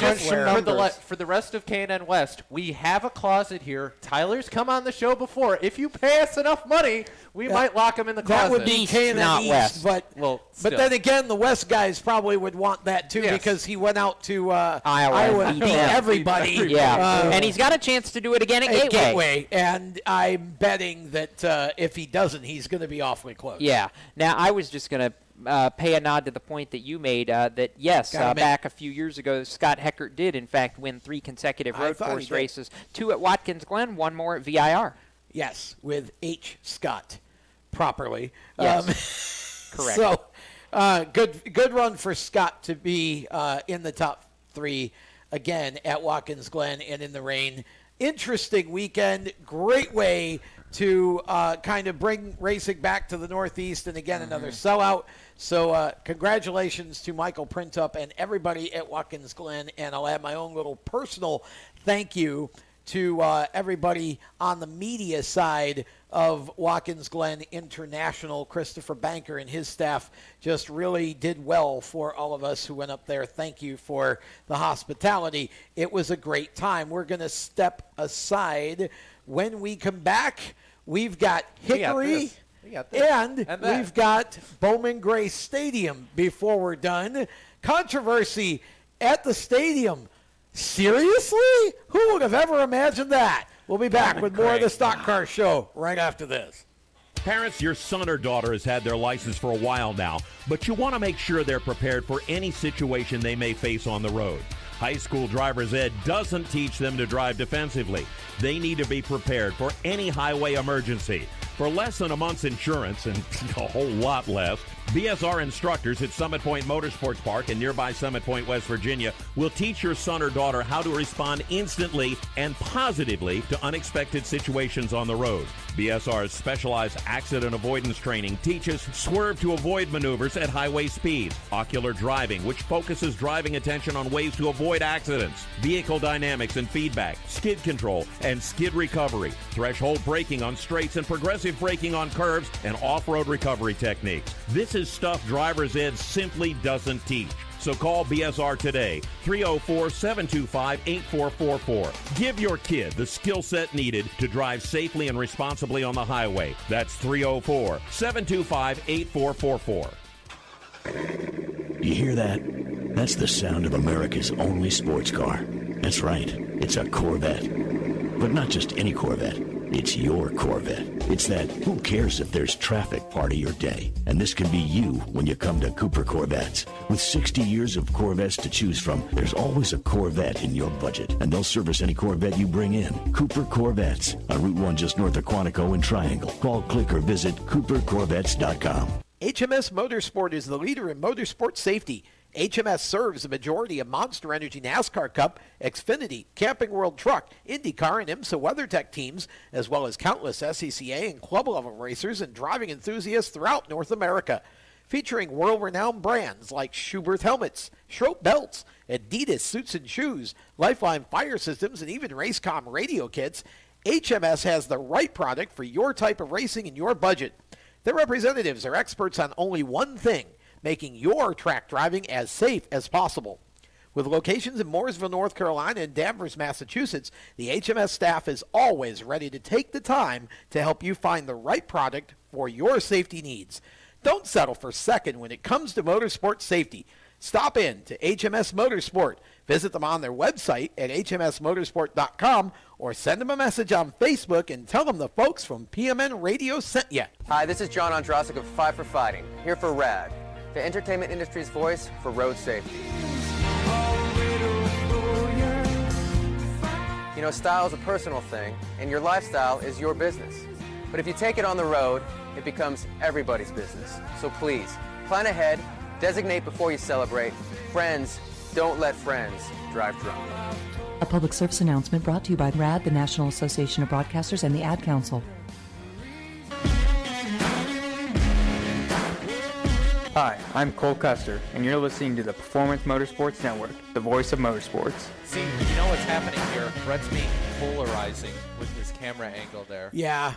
Brett's future is so bright he's got to wear shades over there. Brett is the shop engineer for Front Row Motorsports, and we're happy to have Brett Guzik in with us here tonight in the tech room with Randy, who is capably producing the show. Okay, it is time to talk Throwback 276. For those of you who don't know what that is, just go to the CARS Tour's website or their social media and look it up. This race was one of the biggest races in terms of fan count, and in terms of car count that Hickory's had in quite a while. Both Cisco and Chris were there, so I'm going to let Cisco first, then Chris can jump in, talk about the weekend at Hickory, because this is a really cool event that CARS came up with a year ago, and it's just caught fire here. Amazing the way that this throwback late model race has grown. Absolutely, and we talked about the sellout crowds at Watkins Glen. Had a very similar situation in the case at Hickory, which was cool to see. We had the case for the first time since Tri-County when we went there back at the very beginning of spring, where we had to send cars home, and that wasn't just for one division. That was for both divisions. Yeah. We had over 28 cars sign up, so we had to send people home. We had, I think it was, the final total was 34 throwback schemes between the two fields. That includes, and I have to give a call to him, Chris Denny's team, who he ended up wrecking the car a week beforehand, or I think it was the weekend before, and they got that car repaired, and they were a late entry, but they somehow made it in there and made the race. So that was a huge Herculean effort for Chris Denny. So that was awesome to see. He had a Dale Earnhardt throwback, the traditional black and gray that he had. Awesome. Okay, so winners for the super late model, Brandon Setzer getting the win, Chris. And for those, again, who are not real familiar with the CARS Tour, Brandon's had a few problems this year, and in terms of, suspension, fine, that kind of thing, whatever.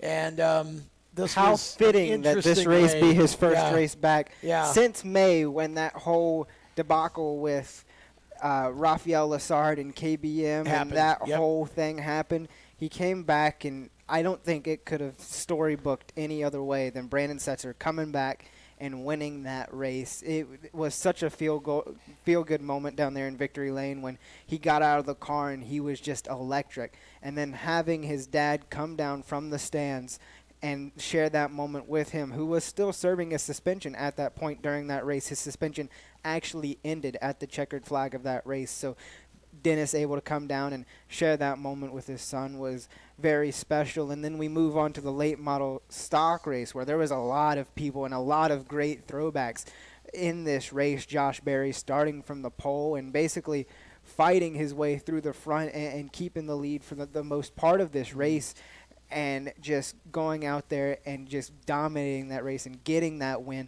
Not to mention his teammate Sam Mayer starting all the way in the back, all the way back in P24, rounding out P7. He drove the wheels off that thing, much like he did in the K&N race at Watkins Glen, to come home with a top 10 finish. That was a really good showing for that gray Ghost machine. It was just a phenomenal event. There was a lot of people. Riley Herbst made an appearance in the 5-car from the ARCA series, his first late model stock race at Hickory. Like Cisco said, it was a sellout crowd. There was people all over the place. When they had the Fan Fest before the race, there was just no room to stand. It was a sea. And just all the legends you had there. You had Jerry Punch, Bobby Allison. You had all these guys here just coming to celebrate racing. You're not going to get a better crowd than that. It was a record crowd for Hickory Motor Jerry Speedway. Punch and Randy LaJoy basically calling the event, right? Yeah, they called the first half of the first half of the super late model race. And then we had Derek Perniciglio in the infield actually doing his best to dress up like Chris Economaki. That was kind of his back. He had the accent, too, for Economaki. I was going to say. I will say I did not have a chance to be in the office in the week leading up to that, but I did talk to Derek a few times over the phone, and I knew that was coming. But he went all out. He got a shirt specially made for that race. Economaki was the dean. All the rest of he set the bar that all the rest of us are trying to live up to. And also Adam Fenwick was there. He had the day before, he had the Pennzoil uniform I on. knew you don't have to tell me. I knew about that 3 months in advance.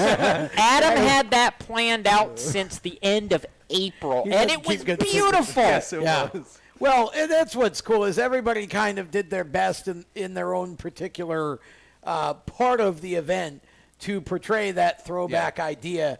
And everybody really has gotten into that. And I wasn't sure when they first announced last year that they were going to do this. I wasn't really sure how it was going to work. But, boy, it has been an amazing... This community has really gotten behind this race, and everybody shows up. The teams go all out. There were some really, really good paint schemes. My favorite reveal of the weekend had to go to Lee Falk, who Lee didn't even really know about the paint scheme until they pulled it off the trailer. They wrapped it the night before and then revealed it that day at the track to Lee standing there in shock. So one of his schemes? Yes, one of his schemes, the That's 36 awesome. champion car. And he drove the truck in. But they and didn't know about it. So that's beautiful. Wow. Yeah, he drove the trailer in and still didn't know that scheme. That's awesome. Why do I have a feeling that Michael was behind most of that? Yeah, well, I'm sure he was. Yeah, but there were a bunch. I mean, that was just it's just fun to see that. And you've got a couple of other shows around the country where they've kind of on a local basis taken that same idea, and even K&N gets into it now once a year with the Thompson at Thompson for and you had the one throwback. kind of at Oswego too. We did. We had one night. Saturday night in the Super Modifieds at Oswego. We had actually 2 throwback cars. We had a throwback to the 8-ball of Jimmy Champagne, his nephew Keith, and we had a throwback to Freddie Graves, who, for those who are NASCAR-oriented, was the crew chief for Ron Hornaday when he won one of his Truck Series titles working for Dale Earnhardt Incorporated. They threw Otto Sidderly's paint scheme was a throwback to his 4-wheel drive Super from the mid-'70s. And this makes me excited for September and Darlington, Jacobs, because speaking of DEI, a paint scheme revealed over the weekend, Joey Logano's bringing back the old Steve Park. No, it's not the same car. Don't say it's the same car. It's not the same car. It's the same car. It's the same car, and it's great to see that paint scheme back, because if you remember in years back, Joey Logano didn't really take on to the throwback paint schemes. He really just did an old-style paint scheme, but he's thrown back to Steve Park with the old Pennzoil. It's 30% different than Steve's paint. He's thrown it back to the Steve Park #1 Pennzoil paint scheme, which I'm really excited for, Jacob. I cannot wait for Darlington. I'll let Jacob respond to that in a minute, but I just thought about something. We mentioned Oswego and the throwback that Keith Champagne had to Jimmy Champagne, who's still the winningest super modified driver in Oswego history. Most of that car was wrapped, okay? The nose of the car was not wrapped.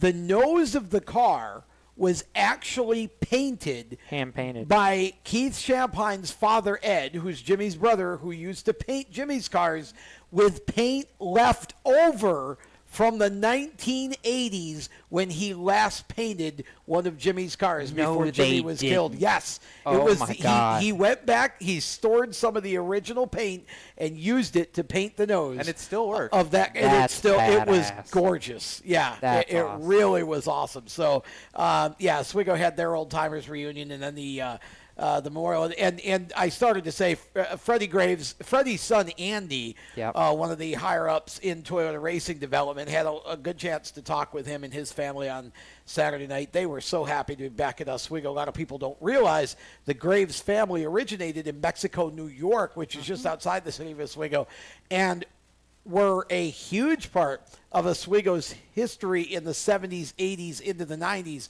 And then they all kind of migrated and ended up in NASCAR. Freddie and his son Andy and Fred's brother Ron also involved in NASCAR, along with Cliff Graves as well, in one situation or another. So a lot of tiebacks this weekend, a lot of throwbacks, and a lot of fun that we all kind of had going from track to track and watching and covering some of these events. But congratulations to the CARS Tour again for really just kicking serious butt, Cisco. That was what the pictures I saw and what I was able to follow was just amazing. Yeah, absolutely. And before we leave that completely, of course, we do want to plug I'm going to be helping out with the CARS Esport Tour. We're going to have our Throwback to 76 this coming Wednesday, and that'll be on the iRacing Esport Network, Facebook Live, on CARS Tour's Facebook as well. I've been a part of the Esport broadcast many times. Unfortunately, have to step away from that, which I hate because I wish I was in the booth for the throwback race. But I'll be watching for sure. It's going to be a great race to be a part of, and definitely another step up on the iRacing Esports. There are going to be a couple, I think, throwback to 60s late models in there. I've heard. I haven't looked at all the paint schemes yet. One of the guys in the chat, Ricky Harden, I think is running. He'll pop the message in there for what he's running, but it's pretty cool. Make some real throwbacks. It's awesome. It's great that the sim leagues get into all of that too. We're going to step aside. When we come back, controversy at Bowman Gray Stadium. Say it isn't so. Lightning round just around the turn here on the Stock Car Show. It's all presented by the safety experts, HMS Motorsport. Find them on the web at hmsmotorsport.com. We will be right back. When do you think of a plumber? Like most people, even if it's an emergency, you can be confident about who will arrive to help you. For quality and reliability, count on someone you can trust. Call on the plumbing services of Hague Quality Water of Maryland. Plumbing doesn't have to be an emergency. We handle all kinds of preventative maintenance too. Hague Quality Water of Maryland is family owned here in Annapolis since 1993. For a refreshing choice, call us at 888-84-WATER or visit us online. Here at Lewis Meineke, we're more than just your average car care center. Hey, it's Dave, your neighbor from Lewis Meineke. Whether you need an oil change, brakes, tires, or anything under the hood, we've got you covered. Take advantage of our free check engine light service as well. Yes, free. And don't forget about our free shuttle service. Never stress, we'll take care of the rest. On with life. Give us a call at Lewis Meineke, 302-827-2054. Every 30 minutes, another innocent person is killed due to a drunk driver. My best friend. My brother. My poor grandchild. My sister. My father. My husband. My mom. My mommy. Well, I've been afraid of changing, 'cause I've built my life around you. Stop these tragedies before they happen. Don't drink and drive. Do you love the sound of high-revving motors and the smell of burning rubber? Do you want to get your car sideways right at the ragged edge of control? If you've always wanted to try drifting or learn to improve your drifting skills, Summit Point Motorsports Park, the Mid-Atlantic's premier motorsports facility, has the expert instructors and the specialized track to teach you how to drift and the skills necessary to drift competitively. From skid pad to open sessions, Summit Point Motorsports Park has the safe and open environment that allows drifters of all skill levels, new to intermediate, to get sideways and smoking. With a focus on safety and the skill set necessary to drift competitively, Summit Point Motorsports Park's Drift Nirvana is just the thing for you. Call for your reservation today, 304-725-8444. Or for more information, go online, summitpoint-raceway.com, or you can email them at office@bsrinc.com. Drift Nirvana, getting you sideways the right way. If you own a gun, you have a full-time responsibility. When you aren't using it, be sure it can't get into the hands of curious children, troubled teenagers, a thief, or anyone else who might misuse it. Your family, friends, and neighbors are all counting on you. Remember, always, lock it up. For more information on firearm storage safety, visit ncpc.org. This message brought to you by the National Crime Prevention Council, the Bureau of Justice Assistance, and the Ad Council. I'm Dalton Sargent. You're listening to Race Talk on Performance Motorsports Network. Welcome back to the Stock Car Show here on, well, we're live audio-wise on Spreaker and on Performance Motorsports Network. You can watch the show via live stream on the Race Chaser Media Facebook page. Feel free to give the page a like while you're at it if you haven't already. We'd appreciate that. And you'll notice that Jacob Seelman has changed a lot over the course of the last 3 minutes of the show. Brett Guzik now joining us in our main studio. I was about to say, but where did Brett go? Yeah, Brett has left the tech shed and has come into the main studio. You left the sunglasses in there, though. Jacob not with us for this last segment. And Randy Miller still behind the glass over there in the tech shed, manning the controls. And Chris Murdock, Cisco Scaramuzza next to me at the round table. I'm Tom Baker. We are inside the Race of the USA Race Chaser studios here in Mooresville, North Carolina. And we're in our lightning round, so why not talk about Bowman Gray Stadium? Oh, boy. For those of you who aren't familiar with Bowman Gray Stadium, well, we haven't got enough time to bring you up to speed.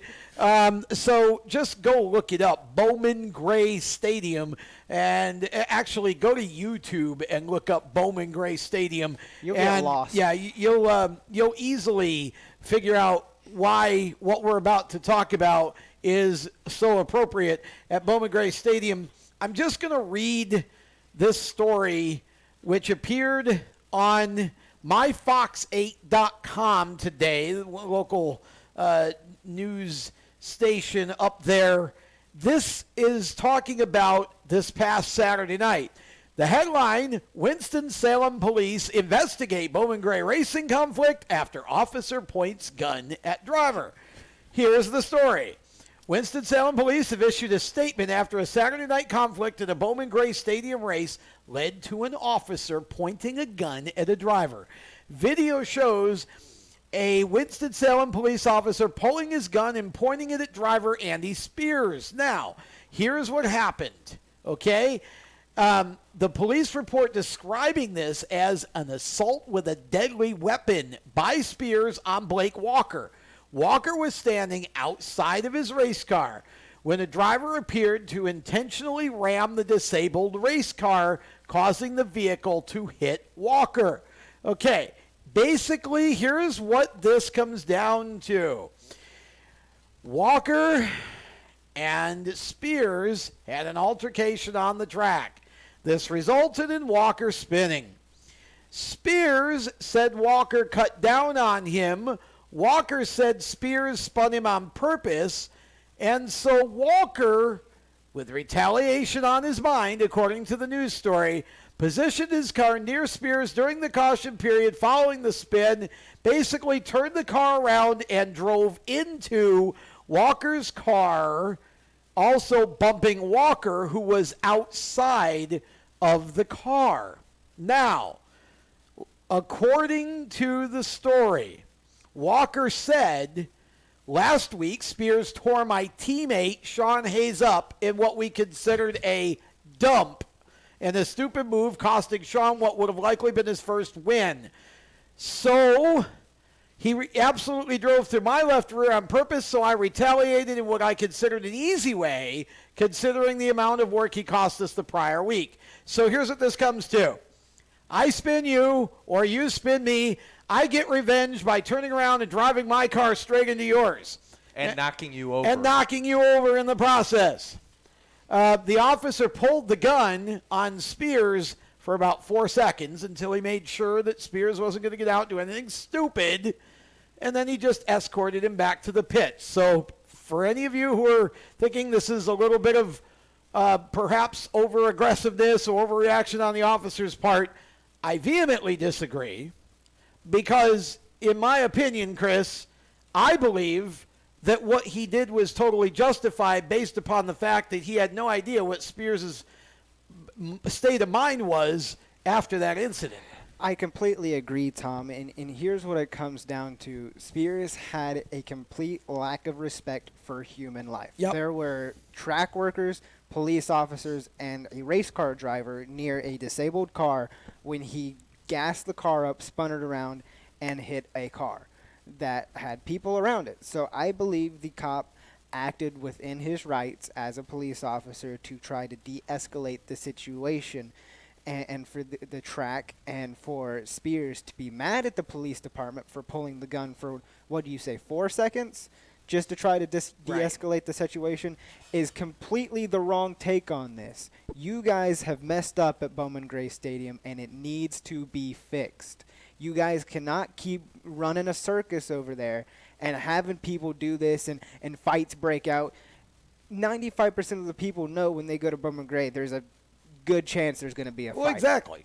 I mean, there's, Dave Moody, who is, I consider one of the top journalists and broadcasters in the sport, and writes a great blog called the Godfather Blog. Dave basically summed it up the exact same way you just did and said the madhouse mentality that's been going on at Bowman Gray has just been let go to the point where now you have this sort of a situation. Now, this is what's interesting to me out of this story. Spears said now this is Spears. This is the guy who retaliated and drove into the car and knocked the other driver down. Spears said the whole situation left a bad taste in his mouth. His 14-year-old son, who serves as his spotter, has spent nearly his whole life at the racetrack and is now telling his dad he doesn't want to go back. Huh? Well, maybe you should have thought of that before you retaliated and ran into the other guy's car and knocked him down. Here. Yeah, exactly. So now, Bowman Gray Stadium Public Relations said both drivers involved have been suspended for their actions on the track. The entire situation is being evaluated.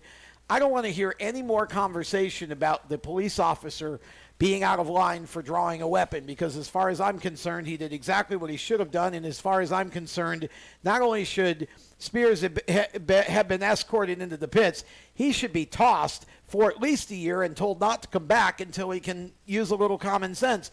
I'm a little frustrated right now with this whole concept of Bowman Gray getting away with this for years because it makes the entire sport look bad. There's no other racetrack you go to where that crap is accepted. I know it's drawn 15,000 a week at Bowman Gray. Time to stop and just race properly, for crying out loud. And my biggest thing with this is that officer, if this had been on the public road, if this incident had been on the public road, that's how it would have been dealt with. That's right. And this is exactly how it was dealt with here because it was the same situation. Somebody standing next to a car was knocked down, could have been seriously injured if that had kept up. That is not at all acceptable. People need to get away from the fact that just because it's a sporting event, just because it's a motorsports area, that does not bar you from the law. Right. Or allow you to make anybody feel threatened while at this event. There were safety people on the track when Spears hit Walker's car. That's why this was a big deal. Okay, there were people in the vicinity that could have been hurt by this. And, you know, this sort of retaliation thing, I've been to Bowman Gray a bunch of times, and look, I love the atmosphere, okay? I've never loved the idea of roller derby on wheels, and it's time to cut it out. This whole idea that you get to drive through the grass to the other side of the track and drive into the other car and not have anything happen to you beyond going to the pits, as far as I'm concerned, that's ridiculous. The fact that you have security guards in the infield, you know you have a problem. Yeah, exactly. I mean, I feel like I could go to that track and start up some sort of rivalry with people I don't know, and exactly. Things would turn into the Kardashians. And the funny part is the fans of the grandstand have that same mentality because that's half the reason they go. Yeah, that's exactly right. I mean, it's half the reason. Well, you're right. Yeah, you're probably right, Steve. I mean, it's you know, it's just you know where I'm coming from here because you know you deal with dirt track racing and there's a lot of things that happen even at a lot of the dirt tracks that probably shouldn't, but nothing like goes on at Bowman Gray. And I'm not, this is not about any particular individuals. This is just a collective situation that's developed and sort of a lifestyle that goes on there that I think is basically run its course. It's an environment that's been allowed to happen, Tom, and until those that have created this environment and thrive on selling tickets for this environment, until that changes, none of this is going to change. It's going to keep happening until somebody gets seriously hurt and the track gets sued. Yeah. Or, you know what I mean? That's what's going to make this stop. Well, and the thing is, there is so much talent in these classes at Bowman Gray. It isn't like drivers that race there can't be entertaining without, you know, going across the grass or spinning the car around and driving into the car that just spun them or whatever. It's not spectator racing. These guys put time into their cars. And they're good drivers. I don't want to start naming names because I'll leave people out, you know, but there's some really talented race car drivers. But what happens is you get caught up in the Bowman Gray mentality, and it sort of sucks you in, and it changes your whole demeanor about the way that you go racing. You can be the greatest person off the track, and then it's almost like this is a big WWE event. You become this heel, you know, when the bell rings and just go nuts. It's when you have an environment where an individual thinks that knocking another individual over with their race car and possibly hurting them is justified in that scenario and is okay and is going to be encouraged by others, that's wrong. That's literally assault with a standing race car. Let's not assume that Spears thought it was okay that he knocked down Walker. Spears, I think, was just trying to drive into the car. I think he was trying to injure the driver the way it was. That was just, but that's kind of the point, isn't it? That, you know, when you're doing this sort of thing, you don't know what collateral damage happens. No. And that's what's frightening. I mean, Brett's been a racer, and we've all been around racing enough to understand, you know, what can happen here when a driver decides he's just going to use his car as a battering ram. It's one thing, you know, to bump somebody out of the way on the racetrack or whatever.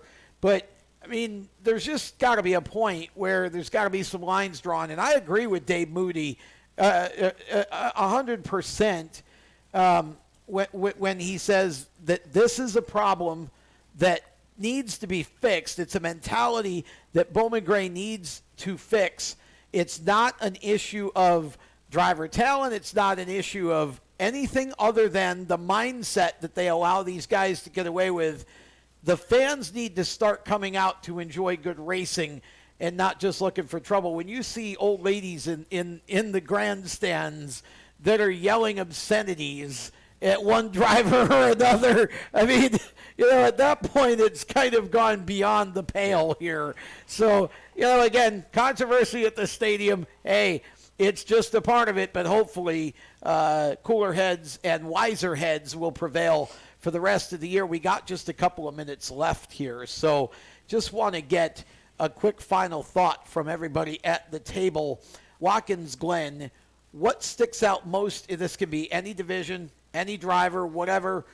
One thing that you'll remember most from Watkins Glen going forward, Cisco? I think for me it's still Jimmy pushing Chase back to the start-finish line at the end of the race. I think that moment is going to be immortalized. Very similar for me for when Jimmy came over and hugged Jeff after he won at Martinsville. It's a very similar moment in my mind. It was a cool thing to see. Chris? I feel like what sticks out most to me, and I'll be eagerly awaiting to see how it goes here farther in the season, is the consistency that Hendrick Motorsports and Chevy have started putting on these past few races. You can see that the intensity is ramping up over there, and they're starting to figure these cars out. Now, I'm not ready to, write home and tell everybody that Chevy's the next best thing, but they're getting somewhere. Brett, 30 seconds. I think I would have decided to pick both of those kind of stories. I mean, when I saw Jimmy Johnson drive past Chase Elliott, and the next thing I do, I look up, and Jimmy's driving backwards to go push him. I thought it was probably one of the coolest things I've ever seen. Steve? They call Weedsport Speedway the dirt showpiece of the Northeast. Well, let me tell you, Watkins Glen is the paved showpiece of the Northeast. Yes. For me, I'm going to take away the fans, and especially that drive down into Pennsylvania and seeing tailgating going on at rest stops just so they could cheer on all the haulers as they go by. I think that was just the coolest thing ever. Great weekend at the Glen. Look forward to this coming Thursday, Motorsports Madness, back on Facebook Live, Race Chaser Media, Facebook Live, and of course that show syndicated worldwide through American Forces Radio Network, as well as about 75 broadcast outlets, AM/FMs around the country. So tune in, Motorsports Madness Thursday night. And for those of you listening on the Performance Motorsports Network, stay here. Bottom of the hour, 9:30 Eastern, Mitch Walker Show. For now, I'm Tom Baker. For everybody here in the studio, Steve Ovens, and everybody associated with PMN and all of our affiliates, thank you. Good night. Have a good evening. You've been listening to the Stock Car Show on the Performance Motorsports Network. Stay tuned to Performance Motorsports Network for more race talk. For the latest motorsports news, visit racechaseronline.com.